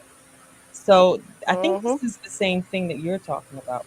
Yep. Sounds very similar to what she said to me. So. Yeah. Wow. Um, Knowing Gail, and having had you know, um, a really nice relationship with her on a personal note as well as professional. She doesn't seem like a whack job to me. I cannot give my Hmm. direct personal experience because I have not tried it, but you know, a lot of the things that she asked questions about and I would answer them, I could tell that in order for her to ask me a certain question, she had to have a certain level of knowledge about something in order to even ask me that question. So I know she knows her stuff, Hmm. you know. Okay. So I wouldn't, like, if I didn't know her, I'm like, what the hell is this? But because she's like a Mm-hmm. real person, she's not putting on a facade. She's like got lawyers and workers, and she's very has high integrity and a good work ethic, and she's serious about what she does, and this is not like a side hustle, and like she's like legit. I would actually stand behind her. Hmm. I would Okay. definitely give this a try more so than that other vitamin and Mm-hmm. whatever that lady was trying to do for your Yeah. sister. So if you go to Harmonic Egg, what is it? harmonicegg.com. Yeah, if you go to harmonicegg.com, she's got it registered, it's patented. She's got folks that literally build it, you know, so read up on that. I just feel like there's a large amount of placebo effect here. I mean, I do know, right? I mean, there's like the brown sound, right? There's that particular note you can play, and it makes people evacuate their bowels. It's the real note, right? So we do know that different. And I like, for example, there are types of music that literally make me actually angry inside, like techno music. It actually makes me angry, not on purpose. It's just That's I your don't even have reaction. to, right? Yeah, like I don't have to notice Isn't it. rap music the same way though too? There's certain octaves in rap that makes it, the Hmm. violent way. Yeah. Mm-hmm. Right? Or Certain, there's certain certain. pitches. Sorry, go ahead. No, no, no, I was just gonna say, yeah, there's certain pitches that resonate with people. Like F sharp is what resonates with me. So, but B flat might make me angry. So depending on what every particular person resonates with, if they hear that in a song, that's how they react. Because water reacts to music a certain way, or if you talk to it a certain way, it actually Hmm. responds to your voice and how you what you're saying to it. So I know that our bodies react to music as well. So Yeah. I'm agreeing with everybody here. Yeah, Hmm. no, like, and I agree, right? I mean, we know across history, for example, there's the same, like, when you put like certain combinations of notes together, it elicits sadness or joy. And then interestingly enough, in some cases, depending on going to the other side of the world or not, right, that same 3, 4 note composure here that would mean sadness would be joy on their side and vice versa. Um, so I mean, it's interesting and it does work, but I feel like to the extent that we understand kind of modern medical science and the human body and biology and stuff like that, and then understanding kind of how frequencies work, I feel like it might affect your mood and your belief systems, and you might just be able to make yourself feel more positive, which in and of itself can help you feel better or help you heal quicker or whatever. I mean, the placebo effect is not like psychosis. It's a real effect. It's in essence Hmm. tricking the body to heal itself, but the thing that they give you doesn't actually treat the body. It's your belief that the thing that they gave you has some type of effect that in essence treats you, right? So I'm like, I don't know, I mean, I Well, can't say it's bullshit, but it just kind of feels a little placebo-y to me. well, I agree with you. I agree and I disagree. I agree that there is a placebo effect. I agree that if you go into a certain healing modality, whatever it is, with a very specific and conscious intention to heal something, like you're pre-diabetic and you want to, or that you've got some bowel issues, or like whatever it is that's happening, and you're going to go this route to try to heal it or fix it or treat it, and you have that intention. I do believe that there is some placebo effect there. Yes, I agree. But at the same time, there's some people that don't even know about the placebo effect. They don't have an intention. They're just, oh, let me try this, or oh, my girlfriend told me about that, um, or whatever the case may be. Some people may not even be aware. They don't have an intention, and it might work. You know what I mean? Hmm. So I'm like, yeah, I do agree, but I don't think everybody has a certain level of self-awareness as they could. But then, what's interesting is, right? So intentionality doesn't necessarily have to play a factor. And I mean, sure, there's individual factors to it, but like the experiments they're now doing with kids, which is actually they're very, really positive results, where they're setting up, in essence, an inoperational MRI machine. This machine does not work. It doesn't work. It does not do anything except for out of the speakers, it plays MRI sounds. Okay, but otherwise, it doesn't do anything. And so they took kids who have a variety of conditions, from eczema to ADHD, whatever, right? And people who were researchers, they're not doctors at all, but they showed up into the room with doctors' coats on, right? And they explained to the kids, I am not a doctor, I'm a researcher. This is an MRI, but it doesn't work. But we know that there's this thing where sometimes your brain can just, if it believes that you're doing something to try to help you, that it can kind of trigger your own brain to start healing you. Because we know we have systems in place to heal us that sometimes remain dormant because of, the way society's set up now. So you get to look at me in this doctor's coat, and I look like a doctor, right? You really feel like you're here with a doctor. And the kid's going, yeah, I do. They're like, yep, not a doctor, not doing anything. We're going to put you in this machine. Okay, this machine doesn't do anything. This is all to try to trick your mind, to try to make your mind heal you. I swear to God, this is what they told all these kids. Put them in the machine, let the machine play all the MRI sounds, took the kids out. The kid with ADHD, man, when they were doing the debriefing, he was out like a light. The mom was just like almost in tears. She was so shocked. Her kid was so calm. She'd just never seen him that calm. The kid who had picking issues, whatever, not picking. Kid with eczema wasn't itchy. When you did the follow up at 6 and 9 months later or whatever, and these kids had had a few more treatments, the kid who had horrible skin, her skin looked like clear. The kid with ADHD could now sit and pay attention in class. And so, it's like they were told, no, we are just literally trying to trick your underlying psyche. We're openly telling you we're doing this, and it still worked, right? So, it's like the mind is very powerful. The brain and the body are way Yes. more Oh yeah, intelligent than we give them absolutely. credit for, right? But I'm like, I don't know. That's what I feel like a lot of things are, especially when even some of these pills, right? Like we don't know why antidepressants work.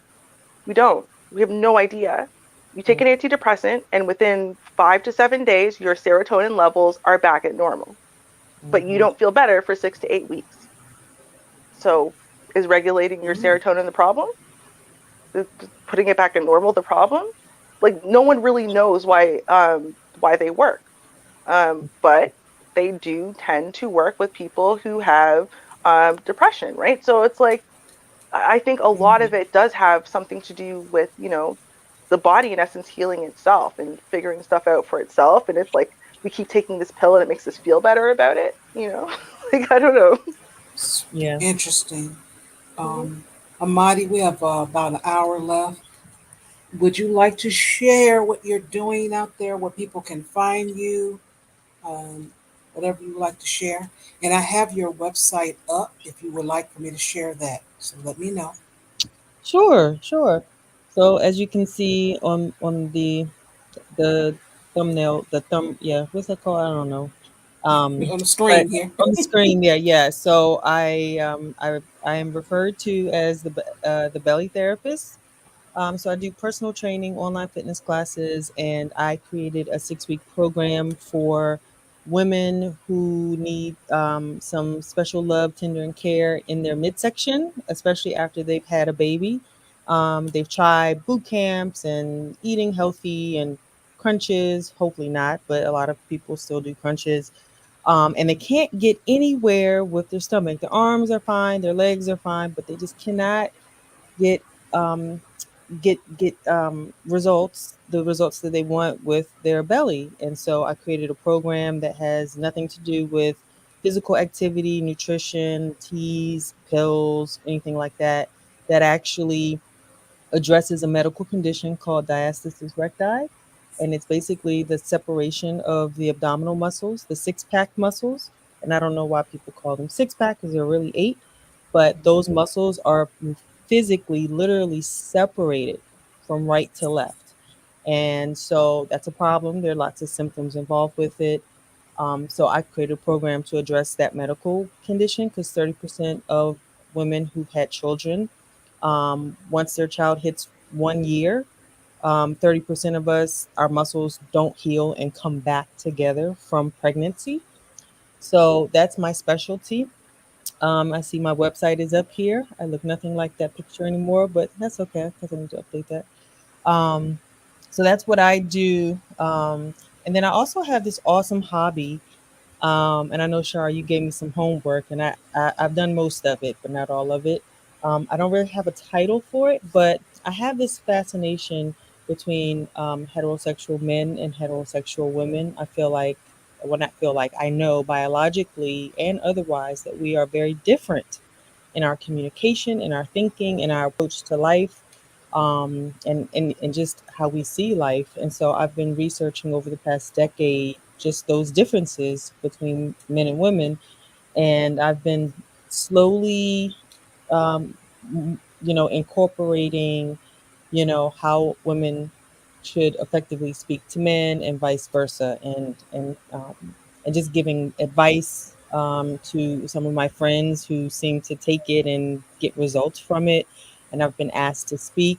Shout out to Ram Wills for supporting me through some focus groups that I've held with some women that I know and some men in his circle, just to get more research under my belt about the differences between men and women and what we think about each other and where's the disconnect and how can we create a sustainable bridge between the two. More to come with that in the near future. My website is fittribewellness.com. I am on all the social media platforms, and that's me. All right, good Thank you deal. so much. I now what when I talk about the YouTube streets, what's really going on nowadays? It started off one way, and now it's, well, the women this and the women that, and the men this, the men that. So there would never be any harmony when it comes down to this social media site that we call YouTube, because it's now all for profit.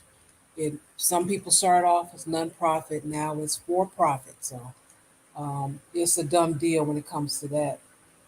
I had to realize that myself.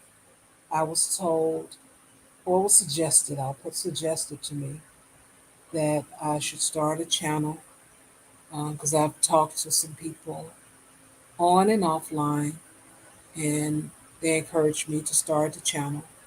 I've done so, and I don't see the support from some of the people that suggested it. And I do say some because I do have and have had some support from those that encouraged me. So I know I don't have a problem. I'm not going to say the word give up. If you don't want it, I have no problems saying, okay, I tried. You don't really want it because, like I said, the space is different now. It's everything is now literally for profit. Um, it is a joke, and it's definitely a joke now. It might not have started as one, as far as everyone in the YouTube streets are six figures, but just to see um, Charles Faulkner Jr. GoFundMe, and that GoFundMe will be 8 weeks in a few days, and it doesn't even have $2,000. And I've seen him support many people. He become their Patreon. He donates to them, super chats and all of that, and little support there. So there's a lot of people that say what they want, say what they support, but you don't see it when it actually matters. So as far as with the people that watch the replay as well as the live viewing audience, I'm pretty sure that they will hit the website especially those that are interested to see, what you have. Get in touch with you, get on the email list, so that way when you have the focus groups, they'll be able to chime in because what you're doing, you're actually doing some work. You know, it may be for profit in the future, but you're actually doing some work. You're getting research, you're listening to people that have some common sense. I will say that. And you're going to get to be able to maybe write a book, have a series, whether it's radio, um, cable TV, or YouTube, whatever you decide to do, because you'll have a mature audience to get you there. And I see that in your future. I already know. And I will be here to support you as well. You are in good company with Rom, very good company. He's been on the show, I think early last year, but I hadn't had anything to really talk about because my show, I like to start off with some type of topic. I don't like just do women hate men? Do men really hate women? Them circular arguments, you don't get anywhere. All you get is just a bunch of, well, see, the women this and the man that, you don't get to a concrete answer. And I don't like shows like that. I don't like, shows like that, topics like that. So I don't do them. What I have is something where you give opinion. Just like tonight, as you see in the example. Not all of us agree the same way, but in some type of way we do agree. And that's fine if none of us agree with it. That's fine too. But we all have experiences. And that helps the audience. They can see more than one thing. If everyone just agrees with you, what is the purpose of that? How are you going to learn? That's like if you remember as a young child, maybe being forced to go to church and you ask a question, you're not allowed to ask a question because it'll go against what you might have been told at home or what the pastor said last week. So I'm just supposed to just accept anything you say, don't question it. How am I to grow? How is your congregation going to grow? They don't. The building fund just grows. So I just believe in having a purpose. Um, and I was going to wait until the end of the year to announce it. But I feel the spirit now to just release. So I personally will be leaving YouTube soon. I can't tell you the day. I'm going to try to make it to the end of the year. Depends on the topics and stuff I find. Because, I don't do repetitive things, I don't do circular arguments. We always find something to talk about. But again, if I don't have the support to, for the channel, I will be leaving before the end of the year. I will have a New Year's Eve show because I always like to have that. And hopefully I'll be able to give to the community that did support me throughout the year. I do always appreciate everyone. That's why I personally try to greet everyone that comes in the chat room. I try to remember your birthday, get your birthday, um, anything special coming up for you. Only because, why? You support me. So I support you. You can be anywhere. Use your time for whatever it is. That's up to you. So because you share your time, energy, your likes, your watch time, your donations with me, your conversation, I definitely appreciate it.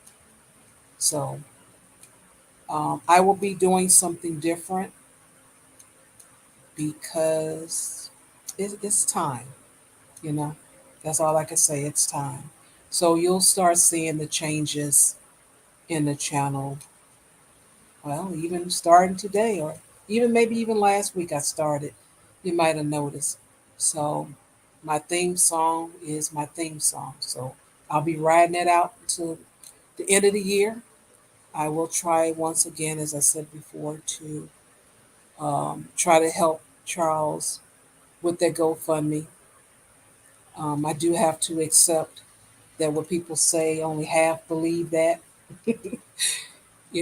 but I'm going to push. Um, and I'm going to challenge those that I've heard. So we'll see what happened with that. And what we got? Oh, I've been running my mouth. We got a good 50 minutes left. I do want to go into the sexual aspect of it because that is important, in my opinion, for our health. There are different hormones that are released. And as far as sex being silent, I think that is something that needs to be explored. Um, whether we as women are silent or what, you know, we just we need to open up. Um, I remember reading something. This was hilarious. This was in early 2000s when bookstores were still around. I went into, I think it might have been, it started with a B, not Barnes and Border Books. That's the one. And I used to go in there sometime on Saturdays, and I would go sit in the store. And I didn't drink coffee at the time. I was a hot chocolate girl. So in the wintertime, I would go in there, get me some hot chocolate, go through the magazines, and I didn't have to worry about paying nothing. Why? Because I've always been cheap. Well, yeah, thrifty, if you will. So I was reading this article by, what is her name? Halle Berry. She was interviewed because she had turned 40. And she said that she literally demands being satisfied. And I'm reading this like, oh, wow, she's brave. This woman is very brave. Wow, how she does that. But as I was reading the article, um, it had to do with the fact that being silent and just accepting what your partner gives you is not necessarily um, being submissive. That's a curse word around these YouTube streets. But I found that to be very interesting. And I found that the older I got, the more important it became um, for my health as well. I don't know if anyone wants to speak on that. If you have, well, actually, Amadi, if you're able to speak on the importance of it just from your research, that would be great. And then we might have some questions. I blacked out for a minute. The importance of Sexual health for women, whether it's hormonal, whatever our pleasure senses, our growth, our well being, all that good stuff in well, that kind of way. I do think sexual health is extremely important. I don't think a lot of women are experiencing a high level of sexual health. I don't think um, many of us realize that we might be having painful sex and why that's happening. As someone mentioned about endometriosis earlier in the show, that can have a lot to do with the quality of our sexual life and health.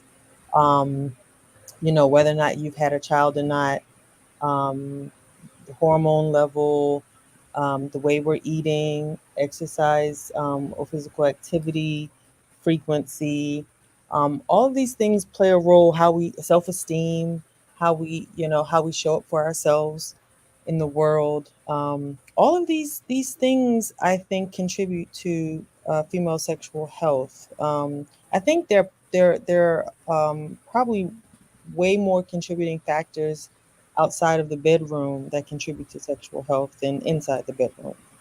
And I'll give you an example. So my belly therapy, one of the symptoms of having the DR, the diastasis recti, the abdominal muscle separation, one of the common symptoms is painful sex. Mm.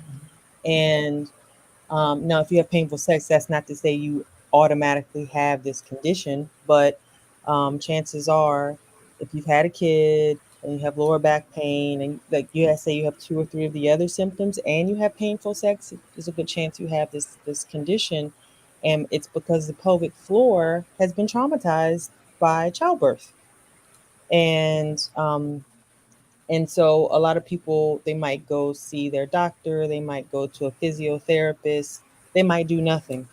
They might just accept it, along with urinary incontinence, where there's involuntary urine leakage.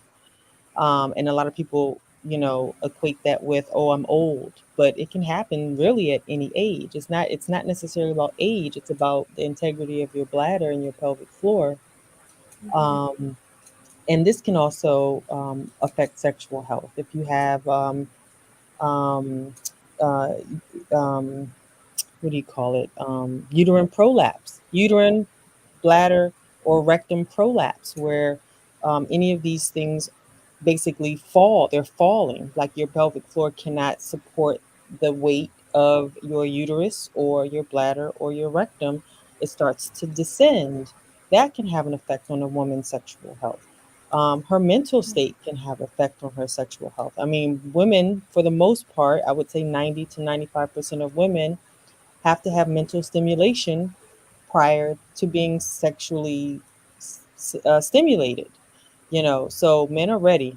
So men are hot, women are cold. So men are ready. You don't have to warm them up, but for women, you got to warm us up. And it doesn't necessarily start with foreplay.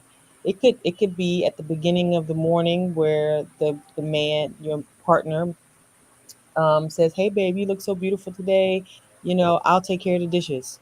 Or he might send a text, or he might, So it starts outside the bedroom for most women, and so I'm kind of all over the place, but not really. But it really, physically, are we okay? Is our pelvic floor okay?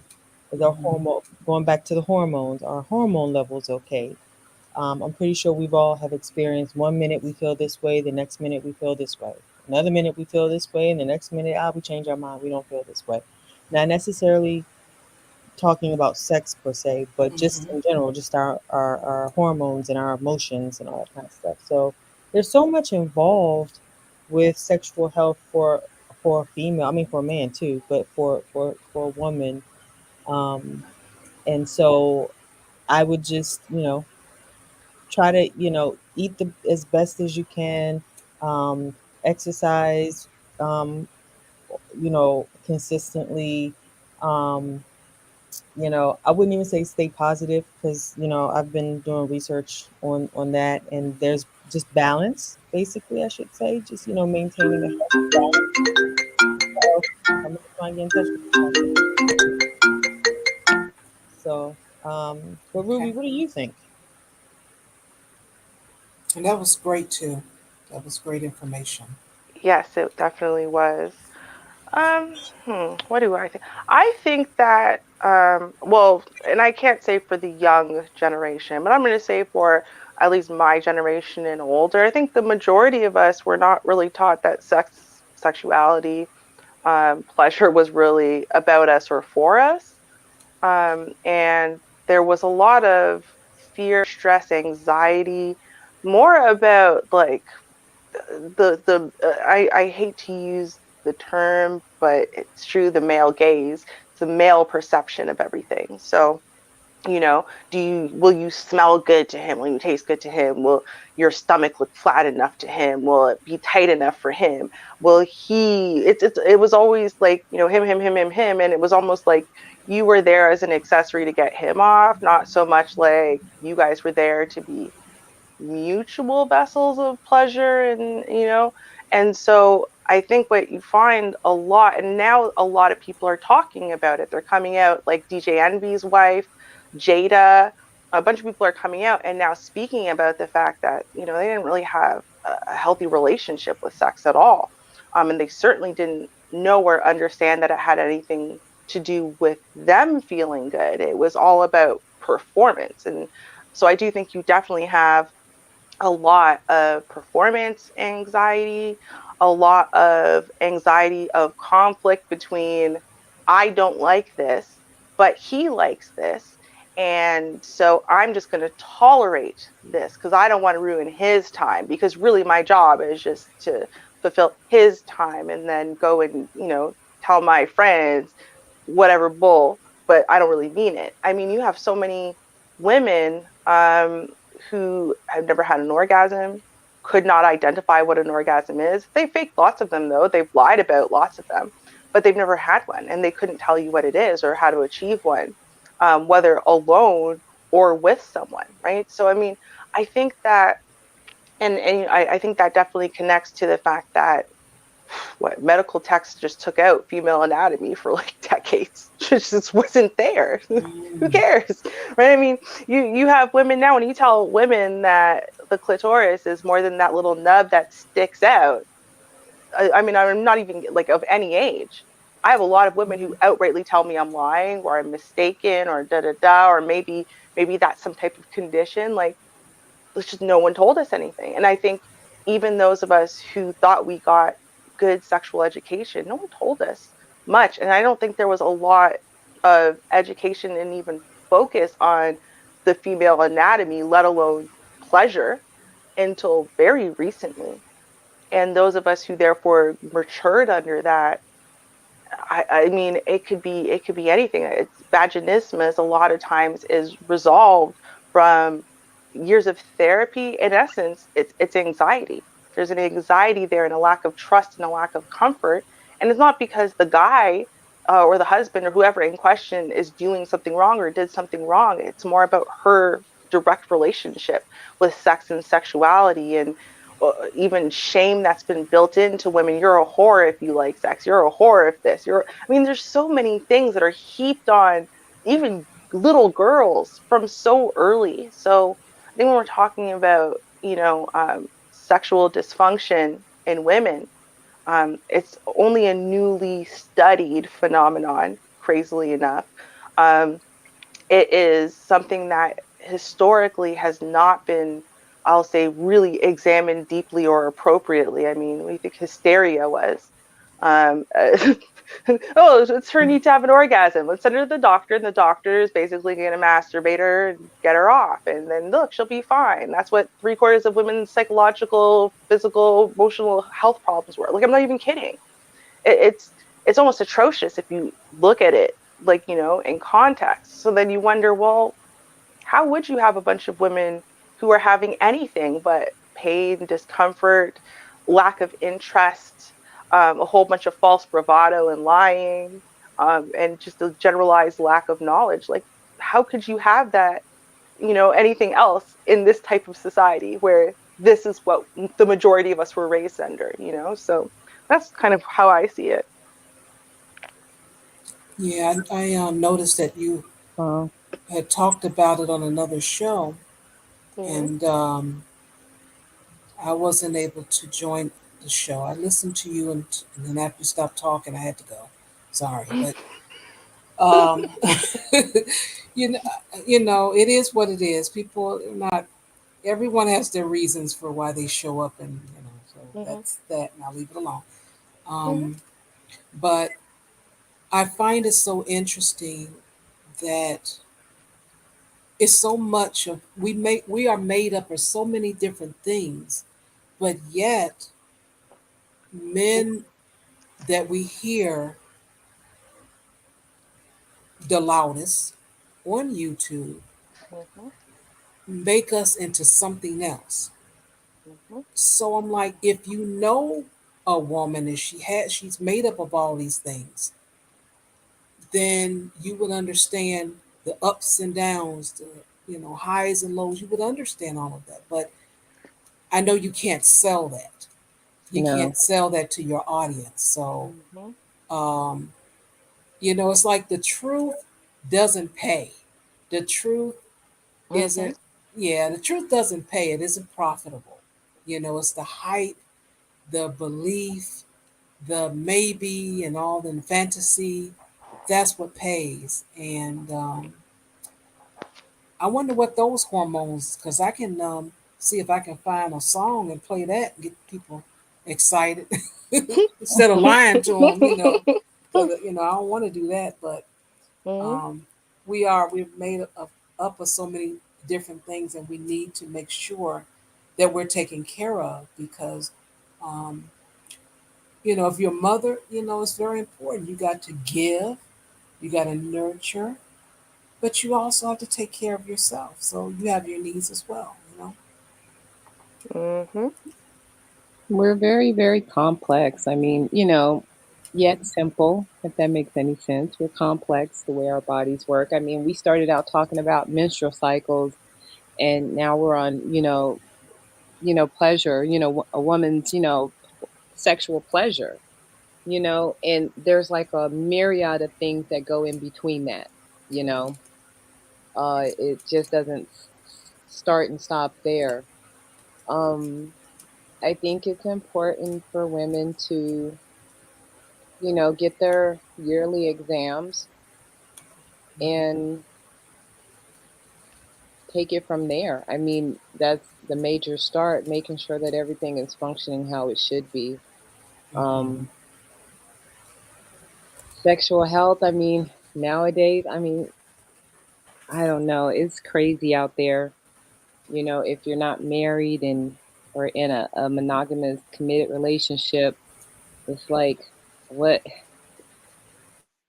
Don't have sex?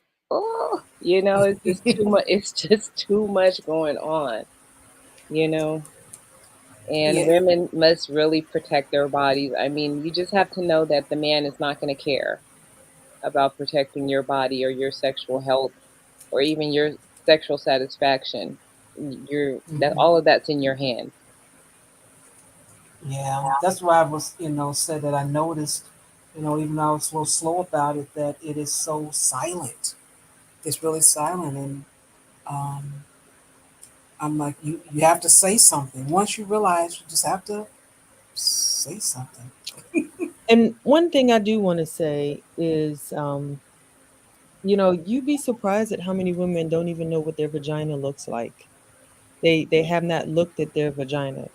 And for any woman listening to this show right now, I urge you to, when the show is over, or take us into the bathroom with you, and grab a mirror and squat down or put proper leg up on the sink or whatever and look at your vagina. I think a lot of times women are not being satisfied sexually. And I know that really the original topic was sexual health, but you know, if a woman is not self-aware about her vagina, what it looks like, how it functions, knowing what the clitoris really is, and knowing that the urethra is not the vagina, and just the basic Hmm. things that we should know, but sometimes we take for granted and think everyone knows and they don't. If they don't know a certain amount about their own body, it's almost like, well, how is the man supposed to know how to please you if you're not necessarily communicating that to him? And I'm not saying that no woman isn't communicating their desires or preferences to their sexual partner, but um I think when a woman knows her body, I think that will contribute so much more to her sexual experience. She'll know. I was like, oh my God, Mhm. what happened? Right? Yeah. I think that, sometimes, because, like, I think Ruby said it, we were kind of programmed, a certain generation, at least my generation and older, we were programmed to keep our legs closed, and, don't give it up on the first date, and blah, all these things. And I'm not necessarily saying that was bad or that it was good. It is what it was, depending on your point of reference. But my point is, sometimes we might have to push through what we might think is taboo if we're trying to learn about ourselves sexually so that we can have a better sexual experience. That's all. Yes. Yes. Hmm. Well, you have homework, ladies. Just want to say that. Right? Can I mention, because you said the urethra thing? I was having a conversation, and there were multiple grown women and men on this panel who did not know and understand that in women, the urethra and the vagina are not the same hole. Wow. Um, Yeah, you'll be amazed. some, yeah, some who did know that they're not the same hole, um, had no idea which one was higher than the other. Wow. Like, I mean, I was just like, and I mean, I was really trying not to laugh, because it was really sad, and they were absolutely serious, um, Hmm. absolute. And I was like, you know what, for the men to be stupid and confused, fine. I'm like, we're talking about adult women. you Hmm. you don't know what's going on down there, like, at all. Like, at no point, how did you miss it, right? Like, even if you didn't know what things were called, right? Hmm. Like, how did you miss what comes out of where, and just like basic anatomy 101, or to not understand. I was having a conversation, I don't know if I can call it a conversation, with this guy. Like, I don't know, he just, Right, you can't call it that. yeah, not always, no. But I was having this conversation, and so he was telling me about women, and women's health and women's cleanliness and how to maintain that. So, and he was dead set. Like, no, no, I was just capping. Hmm. I'm a liar. I'm a caper. I'm a this. I'm all these things for me saying, number one, that even if a woman works full time, she can keep her nether regions clean and fresh. Thing one. Thing two, that you do not have to bathe in a bathtub for an hour a day, minimums. He thought maybe two would be better, in order for, again, you to smell clean and fresh. That was number two. Number three, and this is the important part, is that if a woman doesn't smell good, right? That everything, including yeast infections, and trick, which people don't understand, um, could be sexually transmitted, but it's not a sexually transmitted infection, or BV or whatever. Like, everything for him is like, no, she got that from being nasty. She's disgusting. She should douche. I mean, it was just the things coming out of his, and he was just saying it so confidently. I think that was the thing that was just mind blowing to me. I'm like, so, So, like, so what? you triggered something in me that I wanted to say. Not you, but Hmm. the what you were kind of Hmm. recollecting on the conversation. And one thing is, there's a difference between the vagina and the labia, right? That too. So the vagina does not need soap. You do not need to. It's a self-washing, a self-cleansing mechanism. The vagina is. Hmm. You don't need to douche. You don't need to wash it with soap. You can, Hmm.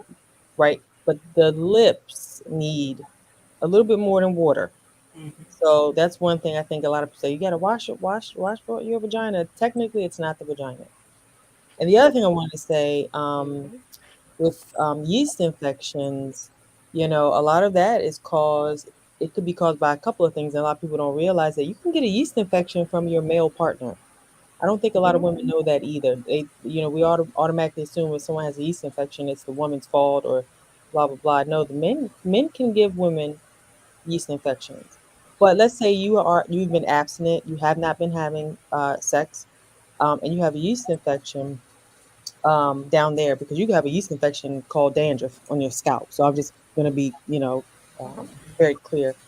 Vaginal yeast infection or, vaginal bacterial, vaginosis or any of those type of issues. It could be because there's a heavy consumption of sugar, Hmm. Mhm. and yeast likes to grow on sugar. So if you keep eating sweets, including fruit, while you're having this infection, you're just feeding it. Just so you Hmm. know that. Hmm. Um, and I actually tried this. I don't know if it worked, but I haven't had very many yeast infections in my life. Maybe like three, and I just turned 45. And the last time I had one was maybe like 3.5 years ago or something like that. So I tried yogurt. I read somewhere because I'm always researching something, and I read that like plain yogurt helps. I'm not sure if it helped, but it was fun trying to see if it helped. So that's Okay. It can, and it does. It's definitely helpful. Like for me, because it's something that I try with varying success, because I've been on a lot of different courses of antibiotics for a bunch of reasons, right? Which a lot of people don't realize. Well, if you're on a course of antibiotics, you think you're taking it to kill your strep throat. It's killing all bacteria, not just the right. bacteria you want to get rid of. That's Um, true. right? And a lot of people don't realize that whether it's on your skin, inside of you, including a cavity or anywhere else, you have a balance of fungus and bacteria, right? Hmm. They a nice little balance. So when someone smells fresh and clean and whatever, yeah, there's still millions and millions and billions of bacteria and whatever, right? But they're just staying in balance. The problem is when that balance gets thrown off, right? And what that's a lot of people don't realize that you take an antibiotic, it's killing all bacteria, which is going to throw off your Right. balance of bacteria to fungus everywhere, Especially in the everywhere. gut. Hmm. Oh God, yeah, don't even get me started on the gut. uh, right? But or people don't realize, again, if your acidity, your pH, if it goes too high or too low, that's going to kill off one, either bacteria or fungus, and let the other thrive, right? So these imbalances can happen just from, and how do you get a pH imbalance? Yeah, you know what? Eating food is a Yep. big factor. Drinking is a big Yep. factor. Like people don't even realize this, right? So all of this kind of stuff that we keep getting peddled about, how, oh, it's because she nasty, she just didn't watch her Mhm. crotches, that's the problem. No, that is like 99.9% of the times has nothing to do with it. In fact, a lot of those girls, unfortunately, I've heard this a lot, and I've worked with young girls like this who just didn't have access to gynecological care like that. And so they did notice a predominant smell around sometime around puberty. Maybe it was after using tampons or whatever. And they didn't have an open relationship to discuss these things with their parent. Their parent was always there when they were trying to speak to their pediatrician. There's a lot of personal shame. And so they were doing everything in their power to try to just wash it off. They were probably the cleanest person on earth, but that's not changing that cheesy smell, right? Or that fishy smell. And it wasn't because she's dirty. It's because she's had this bacterial overgrowth or this yeast overgrowth that, just needs to be killed off and rebalanced. And it's like, no one is telling our young girls that, so they're just walking around feeling nasty. And then all the people are shaming them in school. It is really tragic that, again, the women's health and sexuality, first of all, is so interconnected. It really is. You cannot even unconnect it in this society.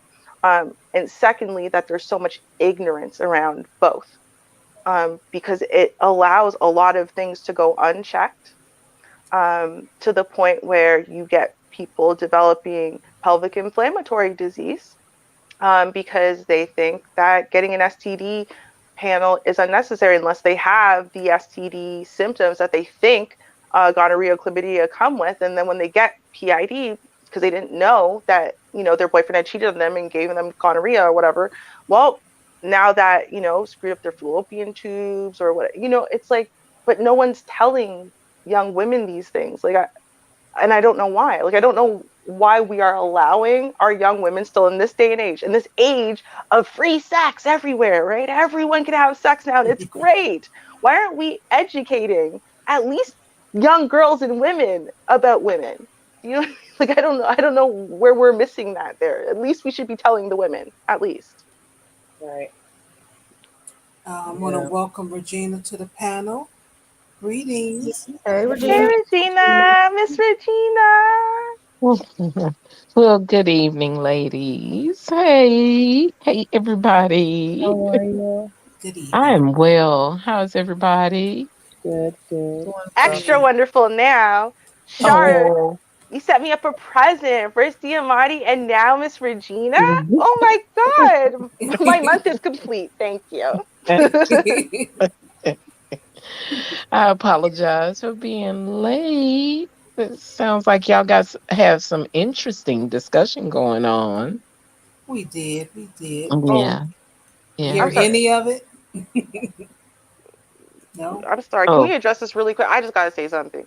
Oh, go ahead. So, Mr. DJ Music, correct me if I'm wrong, but men are asystematic to yeast infections. I don't know if you said asymptomatic, maybe, or maybe you were just trying to suggest that men don't get yeast infections, which is not true. It's actually called balanitis. First of all, it has a name. Second of all, while uncircumcised men are more likely to get yeast infections, that is important to note. All men can get yeast infections, and there are topical creams to treat it. But secondly, is that if a man, if he is seriously out of whack as far as his pH, as far as his cleansing habits, as far as a bunch of different things, right? And then he's engaging in sexual congress, either oral or digital, as in, with his fingers, or intercourse wise, right? Then that, first of all, even without him having yeast infection, can significantly throw off her pH balance to the point where she develops a yeast infection. He could have an oral yeast infection, which that could be passed to her. Or again, men can and get yeast infections, and they do get symptomatic. It's not exactly the same as a woman's yeast infection, but they do get symptomatic as well. So I just wanted to say that. All right. Thank you so much. And I did answer one part of Emmanuel's question. He had a question for us. If you want to answer that in the chat room, and Regina, you want to go ahead and speak because time is ticking away. Go ahead. oh no, I'm good. I'm good. You ladies have handled it very well from what I've heard. So nothing Okay. to say. Yeah, thank. Okay. I have something to say. Well, it's Mm-hmm. regarding Emmanuel's question, Mm-hmm. Um well, Emmanuel, uh men need to know, like Shar say, we need stimulation. You just can't just stick it in and, and get moving, and that's going to get it going. That's not going to get it going. Women need to have a pre-party, they call it foreplay, but I find that, many women, have to have some sort of mental stimulation, you know. Um I'm highly attracted to intelligent guys, guys who are not very intelligent, and it's a huge turnoff. But getting me mentally started is a gentleman that's of course I know him, and he's intelligent. To me, that's very, very arousing.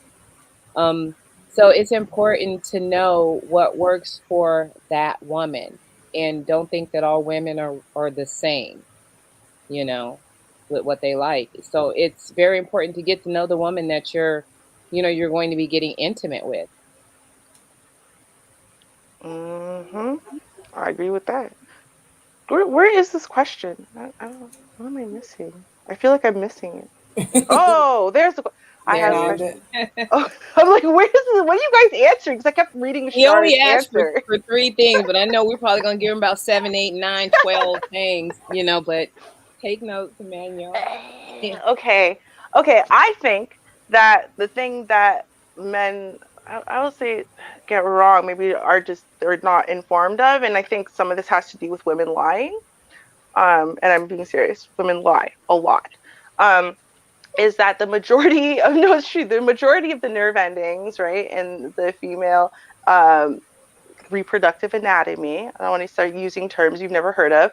I don't know if you've heard of them. I'm just saying people um, are first of all in the clitoris, which is a gigantic organ, and only a very little bit of it is visible from the outside.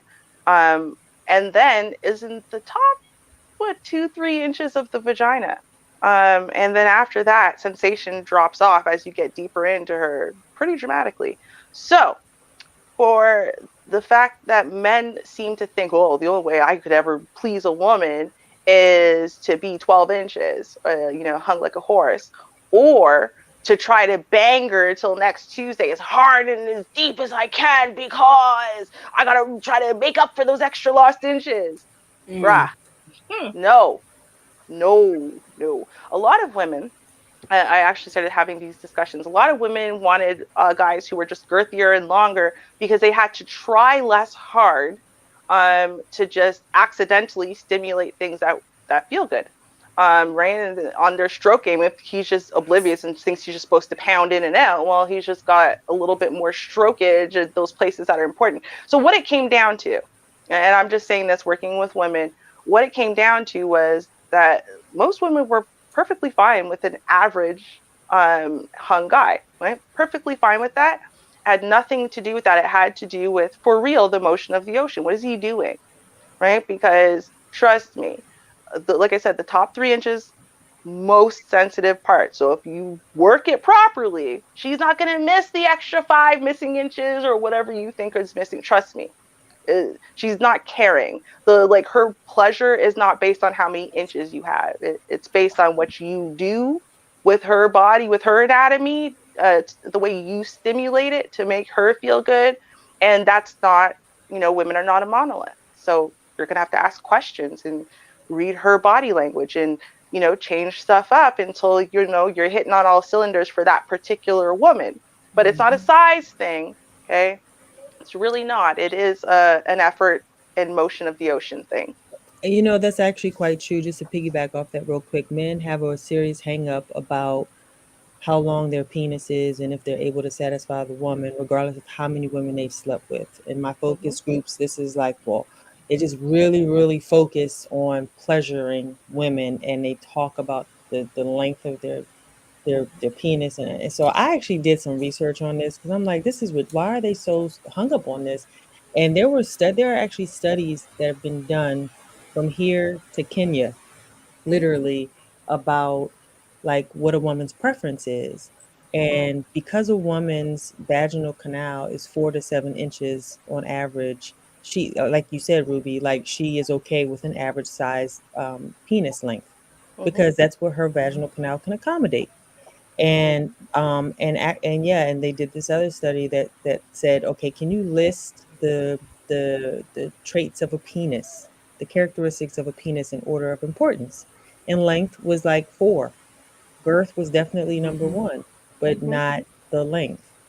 Mm-hmm. So I just wanted to just say that I know it's not necessarily sexual health proper, but men are very sensitive about how long they are when it's actually not in the top 3 of women's concerns as it in term. I mean, of course, we don't want someone that's only like the size of our pinky. Right. A lot of women don't want the size of our pinky or our thumb, but Mm-hmm.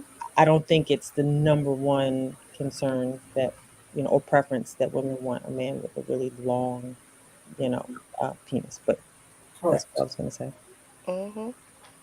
Oh, the majority. And hey, listen, don't chase size queens. There's very, very few of them actually out there who say they want this crazy size and then actually mean it. And I know that from guys who are hung crazy large, both girth and length. And what they found is that most women lie and they can barely take even half of it. And even then, there's a lot of ooching and ouching, right? Hmm. And a lot of those guys ended up staying with the woman that they could either get it all in, or the majority in, or at least there wasn't a lot of ooching and ahwing. Real talk. And these aren't necessarily even like beautiful women or what. It didn't even matter to them. It was just about, for all that people think all these women are such size queens, and some of these women think they are too. The reality is, like you said, 4 to 7 inches.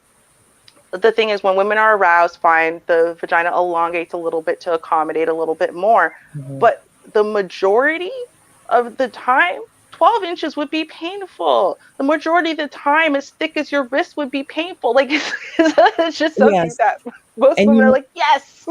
they actually questioned Kenyan wives, women in Kenya. They questioned women. There's a study done, and they found that the wives that had husbands with really long, large penises had a higher infidelity rate, meaning the wives cheated because Mm. they couldn't handle their husband's size.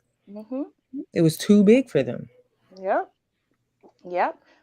True fact. The guy. Well, I mean, he cheated all the time. That's why I know anything about him. But anyway, this one guy I know, and like he was with. I mean, he probably still is with her now, but he had been with her since like the ninth grade. He cheated on her constantly. But then I found out from his sister, apparently she cheated on him constantly too. And the reason why is because every time he would sleep with her, he would tear her a little bit every time. And they've been sleeping together for like 5, 10 years. She actually had 3, 4 of his kids, and the same thing still happens, right? So it's like she never even adjusted. So in essence, what ended up happening was they were cheating to really get fully sexually satisfied by other people, but they loved each other. So they stayed together and built a life together, even while they kept stepping out on each other. So I'm just saying. I mean, I only know one, right? It's not like I know like 5 of these.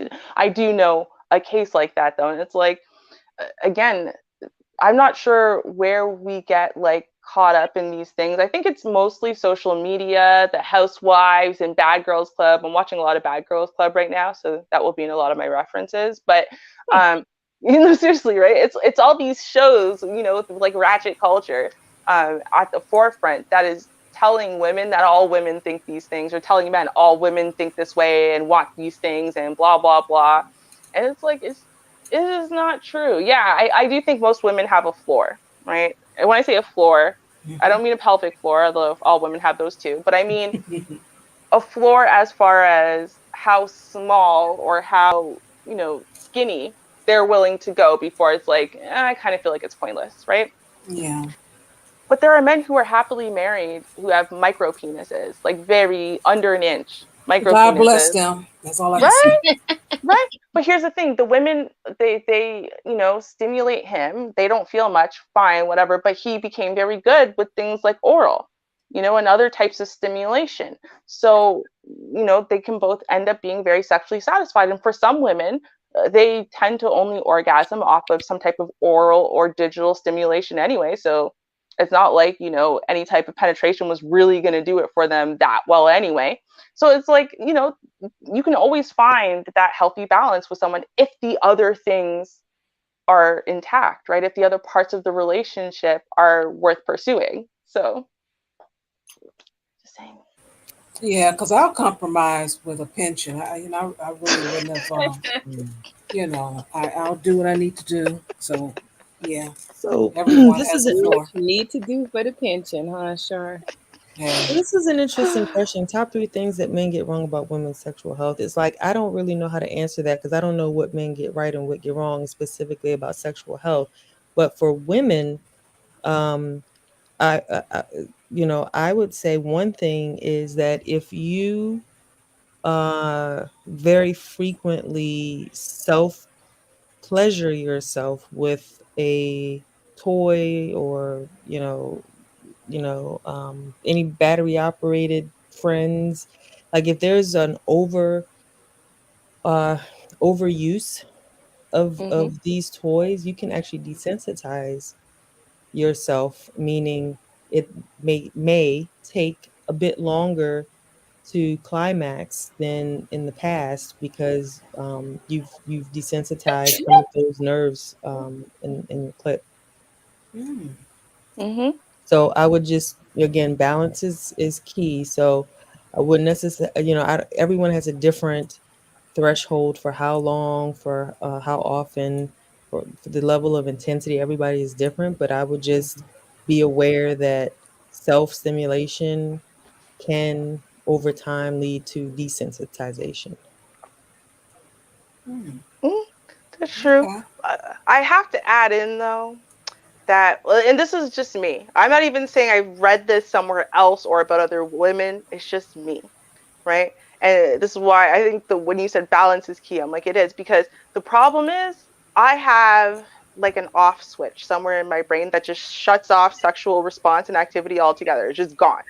So the problem is if I'm not keeping somewhere near stimulated or, semi-stimulated at all times kind of thing, my body just in a way almost like dies and loses the ability to O altogether. Like it just does. And then it takes me, I have to like literally build up encounters and times to get back to a place where it won't take like 5 hours of stimulation to get there. So it's weird. It's like on one side, I absolutely agree with you. Like too much is not a good thing. You can definitely desensitize yourself and whatever.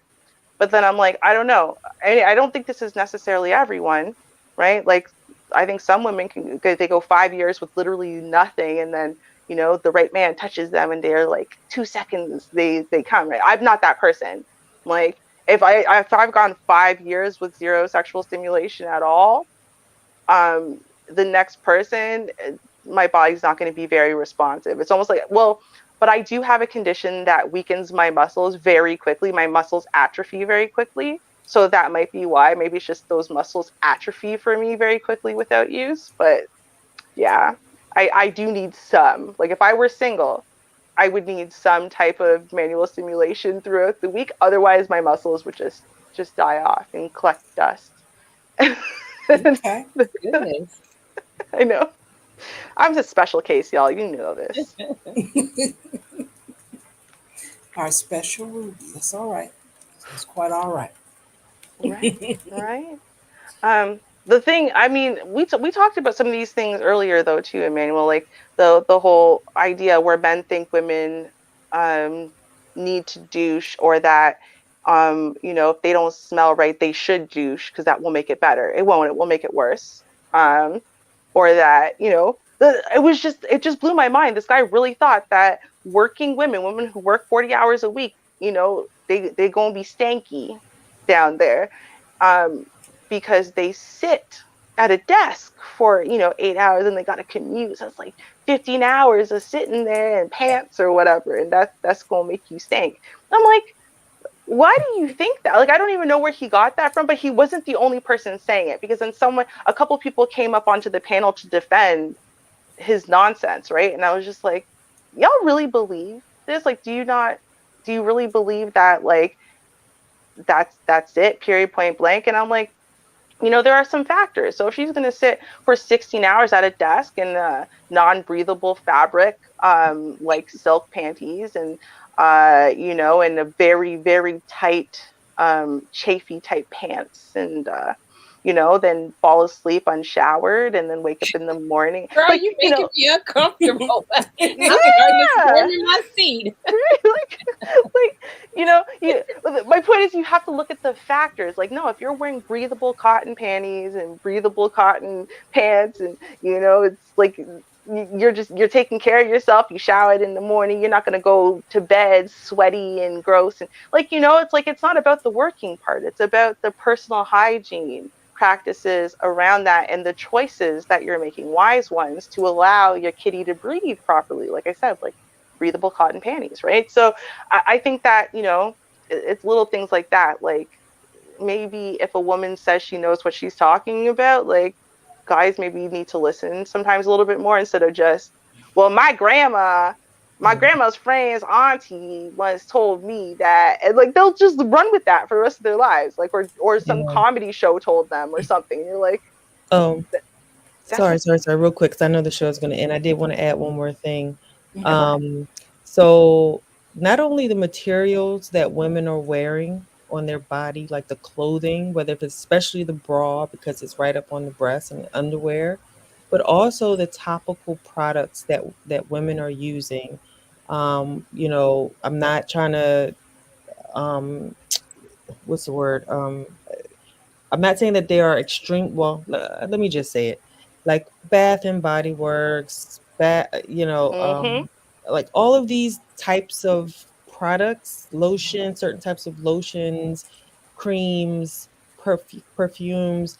If you're putting it on your skin, and we know that the skin is the largest organ on the body, and when whatever you put on your skin is going to go into your bloodstream and alter your hormonal levels.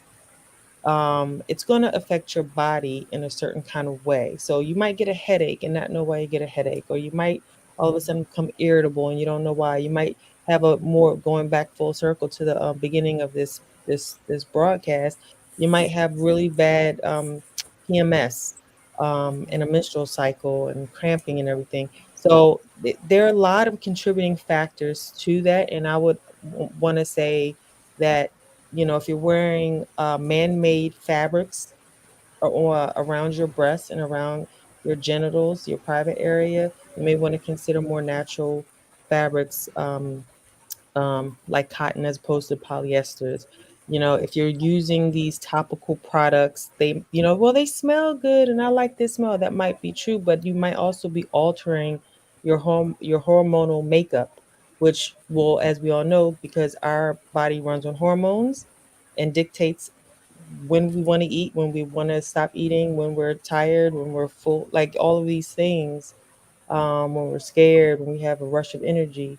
All of that is messed with if you put on this, sometimes if you put on like these sweet smelling, smell me good, things, they alter our bodies that we don't necessarily think about. So that's just also something to think about in terms of health in general. Okay. Facts. Never mind the irritation factor. I had to stop washing my undergarments with, those scent beads, those downy scent beads. They smell so good. Mm-hmm. But they were causing a lot of irritation. I didn't even realize it. I thought, oh, I have a yeast infection. When I went to the doctor, they're like, nope. I'm like, well, what the hell's wrong with me? And then I realized, I'm like, you know what? There's a lot of heavy detergents and also just those scent beads. There's chemicals, right? And so I just started washing my undergarments with like the Downy Zero that has like Mm-hmm. no Tide Zero, whatever. No, it's something, it's made for sensitive skin and it has no unnatural scents and whatever in it, and oh, world of Okay. difference, so much better. So like those Mm-hmm. things can definitely irritate you, especially if you have sensitive skin, and I do. So Okay. mhm. Yeah, I definitely can understand that. Well, I definitely thank you all tonight for the conversation. It's always a good conversation because I'm always with good people. That's how we Mhm. do it around Right. here. So I do thank you for your time. And I'll put the information again for Amadi, and you guys can contact her and ask to be on a mailing list. So that way she can contact you in the future or any services that you would like to have. You can reach out to her. Also, I will have an article reaction show tomorrow because I got a couple of stories and it's just piling up, and I just, Yay. yeah, I just want to get them on out. So I'm going to do that. Um, Watch the replay if you missed anything. I do understand. I start on time. That's how we do it around here. But Mhm. do show up tomorrow if you can, 6:30 p.m. Central Standard Time. And until we meet again, stay safe and peace. Cheers, y'all. Bye bye. Yeah.